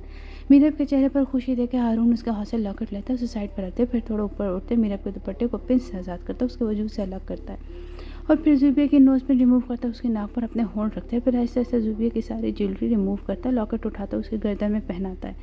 लॉकेट पहनाते हुए हारून के हाथ अपनी गर्दन पे महसूस करते मीरब खुद में सिमटती है। हारून उसे लॉकेट पहनाता, उसके गर्दन पर अपने होंठ रखता है और फिर मीरब को समझने का मौका दिए बगैर उसके ब्लाउज़ की जिप सरका देता है। हारून की इस हरकत पर मीरब शर्म से सुर्ख होती है, अपने ब्लाउज़ को कंधों से सरकने से बचाती है। ब्लाउज़ की जिप खुलते ही मीरब की सफ़ेद बेदाग कमर हारून के सामने थी। हारून मीरब की कमर पर झुकता, जगह जगह अपने होंठों का लम्स छोड़ने लगता है। हारून का जानलेवा लम्स अपनी कमर पर महसूस करते मीरब कपकपाते होंठ से कहती है, हारून प्लीज़, मुझे नींद आ रही है। मीरब की बात सुनते ही हारून उसकी कमर से चेहरा उठाए कहता है कि जान प्लीज़, आज की रात तो सोने की नहीं है, इसलिए अब तुम्हारी आवाज़ आए। इतना कहते ही हारून साइड टेबल से लैंप ऑफ करता, अपनी शर्ट उतारता, दूर फेंकता है और फिर मीरब को भी उसके लहंगे की कुर्ती से आज़ाद करता, उस पर झुकता है। हारून मीरब के होंठों पर अपने होंठ रखता है, उन्हें किस करने लगता है। कुछ देर बाद उसके होंठों को आज़ादी बख्शता, उसकी गर्दन पर अपने होंठ रखता है, जिससे मीरब की सिसकियाँ रूम में बुलंद होती है। मीरब की गर्दन से नीचे आते हैं। हारून जैसे ही उसके सीने पर अपने होंठ रखने लगता है तो उसके अनर को अपने काम में रुकावट बनते देखकर उसे भी रिमूव करता है। मीरब अपने इनर को रिमूव होता देखकर हारून के सीने में अपना चेहरा छुपा जाती है, जिससे हारून के होंठों तले दिलकश मुस्कुराहट आती है। हारून उसका चेहरा अपने सीने से हटाता कहता है, जान, ऐसे चेहरे छुपाने से कुछ नहीं होगा, आज की रात में तुम्हारी रूह की गहराइयों में उतर कर ही रहूँगा। इतना कहते ही हारून मीरब का चेहरा अपने सीने से हटाया, उसकी शेरक पर अपने होंठ रखता है। हारून उसकी शेरक से अपने होंठ हटाता, उसके सीने पर झुकता, अपनी शिद्दतें लौटाने लगता है। हारून की शिद्दत की वजह से मीरब की सिसकियाँ रूम में गूंजने लगती हैं। हारून दोबारा से मीरब के होंठों पर झुकता, उसकी सिसकियाँ अपने होंठों में दबाने लगता है। मीरब के होंठों पर किस करने के साथ साथ उसके दोनों हाथ बुरी तरह से मीरब के धड़कनों पर सहला रहा था। हारून मीरब के होंठों को आज़ादी बख्शा उसकी पेशानी पर बोसा देता है। मीरब भी अपने महरम को लम्स पाते सुकून महसूस करती है। हारून के गले में बाहों का हिसार बनाती उसका साथ देने लगती है। मीरब का साथ पाते ही हारून नीचे झुकता, उसके पेट पर अपना होंठ रखता है और फिर उसका लहंगा भी रिमूव करता है। बड़े ही आराम से मीरब के धूल का एहसास करते अपने आप झटके उसकी रूह की गहराइयों में शामिल करता है। हारून के इतने आराम से करने पर भी मीरब की आंखों से आंसू टूटकर तकिए में जब सो गए थे। हारून कुछ देर ऐसे अपना अमल दोहराता, मीरब और अपनी जान एक करता है। हारून सारी रात मीरब पर अपनी शिद्दतें लौटाता, फजर के वक्त उसे आज़ादी बख्शा खुद में भीज कर अपनी आंखें बंद कर लेता है। ज़ुबिया जैसे ही रूम में आती तो दानियाल करने से पहले चेंज करके सो जाना चाहती थी। ज़ुबिया अपनी ज्वेलरी उतारे चेंज करने चली गई। जैसे ही दानियाल रूम में आता है तो ज़ुबिया चेंज कर दानियाल के पास आती है, लेकिन दानियाल ज़ुबिया के चेंज करने पर उससे नाराज़ है, इसलिए वो ज़ुबिया को इग्नोर किए सोफे पर जा बैठा था, जैसे उसके अलावा इस रूम में हो ही ना। ज़ुबिया जो सोने के लिए बेड की तरफ बढ़ रही थी, दानियाल की यूँ इग्नोर करने पर उसके पास आ गई, उसके गोद में बैठती है। ज़ुबिया के अचानक गोद में बैठने पर दानियाल एक नज़र उस पर डालता, दोबारा से अपने मोबाइल में बिजी हो जाता है। ज़ुबिया आगे बढ़ती दानियाल के सीने पर अपने होंठ रखती है, जिससे दानियाल का दिल ज़ोर से धड़कता है। ज़ुबिया को दानियाल की कमज़ोरी से बखूबी खेलना आता था। कुछ देर बाद दानियाल के सीने पर अपने होंठ हटाती, थोड़ा ऊपर होती, दानियाल के होंठों को नरमी से छूती है। जैसे ही ज़ुबिया अपने होंठ हटाने लगती है तो दानियाल उसके होंठों को अपने होंठों में दबाता है, उस पर अपने दांत गाड़ता है। दानियाल की शिद्दत पर ज़ुबिया उसकी शर्ट को ज़ोर से अपनी मुट्ठी में पकड़ती है, लेकिन बगैर कोई मज़ामत के दानियाल की शिद्दत को बर्दाश्त करती है, क्योंकि उसे अपने दानियाल को हर हाल में मनाना था। दानियाल ज़ुबिया को अपनी गोद में उठाए बेड पर लेटाता है और फिर थोड़ा ऊपर होते अपनी शर्ट उतारता ज़ुबिया पर झुकता है। आज मेरी शिद्दत में बिल्कुल भी नरमी नहीं आएगी, इसे थोड़ा मजबूत बनो और मुझे बर्दाश्त करना सीखो। और हाँ, सुबह मीरब और हारून के वलीमे के बाद हमारी सऊदीया की फ़्लाइट है, हम दोनों उम्रे पर जा रहे हैं। दानियाल की बात सुनते ही ज़ुबिया जोश से होते हुए खुश होते हुए उसकी पेशानी पर बूसा देती है। Thank you so much Daniyal, आपको पता है मेरी ज़िंदगी का सबसे बड़ा ख्वाब था कि मैं अपने रब के अपने महरम के साथ उम्रा करने जाऊँ। मैं आपको बता भी नहीं सकती कि मैं कितना खुश हूँ। ज़ुबिया यूँ खुश होता देखकर दानियाल के चेहरे पर भी हल्की सी मुस्कुराहट आती है। वो अपनी नाराज़गी को भूलकर ज़ुबिया पर अपनी शिद्दतें लौटाने लगता है। ज़ुबिया भी दानियाल की गुर्बत में सुकून महसूस करती है, उसका साथ देने लगती है। सुबह जैसे ही हारून की आंख खुलती है, मीरब उसकी शिद्दत से बेहाल होती उसके सीने पर सर रखे गहरी नींद सो रही थी। मीरब की छोटी छोटी सांसें हारून को अपने सीने में महसूस हो रही थी। हारून आहिस्ता से मीरब के बालों में अपनी उंगली से हिलाकर कहते, जान उठ जाओ, देखो कितनी सुबह हो गई है। मीरब हारून की बात सुनते ही नींद से भोजन आंखें लिए कहती, प्लीज़ सोने दे, सारी रात आपने मुझे तंग करके रखा, आपको पता है मेरी पूरी बॉडी में पेन हो रही है। मीरब की बात सुनते ही हारून करवट लेता उसके ऊपर आता है, जान बताओ कहाँ पेन हो रही है, मैं भी दबा देता हूँ। हारून की बात सुनते ही मीरब अपना नाजुक हाथ को उसके कंधे पर मारती है। हारून, आपको बिल्कुल शर्म नहीं आती। मीरब को सुर्ख होते देखकर हारून का कहकर रूम में गूंजा और फिर मीरब के ऊपर से चादर सरका उसका नज़र मीरब के दिल वाले मकाम पर पड़ती है जो उसके शिदर की वजह से सुर्ख हो रहे थे। हारून दोबारा से झुकता उसके दिल वाले मकाम पर अपने होंठ रखता है। हारून उसके सीने से चेहरा उठाकर उसके पेट के गिर अपनी जुबान फेरता है जिससे मीरब की सिसकियाँ बुलंद होती हैं। हारून को दोबारा से बहकता देखकर मीरब लड़खड़ाते हुए कहती है, हारून प्लीज़ पीछे हटे, मुझे फ्रेश होना है। हारून मीरब की मुज़ाहमत को इग्नोर करता नीचे की तरफ जाता है, उसके थाई पर हाथों से मसाज करता है, फिर झुककर उसके थाइस पर अपने होंठ रखता है। मीरब कांपते होठों से कहती है, प्लीज़ मुझे फ्रेश होना है। हारून मीरब की बात सुनता है, उसके गिर चादर लपेटे उसे अपनी गोद में उठाए वॉशरूम का रुख करता है। मीरब समझती है कि शायद हारून उसे वॉशरूम तक छोड़ने जा रहा है, लेकिन वॉशरूम में दाखिल होते ही हारून मीरब को उतारता डोर बंद करता है, उसकी तरफ आता है। मीरब हारून को अपनी तरफ आता देखकर कहती है, हारून प्लीज़ आप तो बाहर जाए, मुझे शॉवर लेना है। मीरब की बात सुनते हैं हारून आगे बढ़ता है, उसके गिर लपेटी चादर रिमूव करता है। मीरब चादर रिमूव होते हुए खुद को हारून के सीने में छुपाती है। हारून उसके कमर के गिर्द अपना बाजू का हिसाब बनाता है, उसमें खुद में भेजता है, उसके सीने की नाजुकी को महसूस करने लगता है और फिर कुछ देर शॉवर लेते दोनों चेंज के नीचे नाश्ते की टेबल पर आते हैं। मीरब के चेहरे पर हारून की कुर्बत के रंग देखते हैं। आसिया बेगम उसकी पेशानी पर बोसा माशाल्लाह बोलती है। आसिया बेगम ने बुरे रवैये की माफ़ी ज़ुबिया से मांगी थी और ज़ुबिया ने भी बड़े ज़र्फ़ का मुज़ाहरा करते सब कुछ भुला के उनके साथ खुशहाल ज़िंदगी का आगाज़ किया था। हारून और मीरब के वलीमे के बाद ज़ुबिया और दानियाल उम्रे के लिए निकलते हैं और इस वक्त ज़ुबिया दानियाल दोनों उम्रा करके खाना काबे के सामने बैठे अपने महरम के कंधे पर रख के खुद को दुनिया की खुशकिस्मत तरीन लड़की तस्वुर कर रही थी।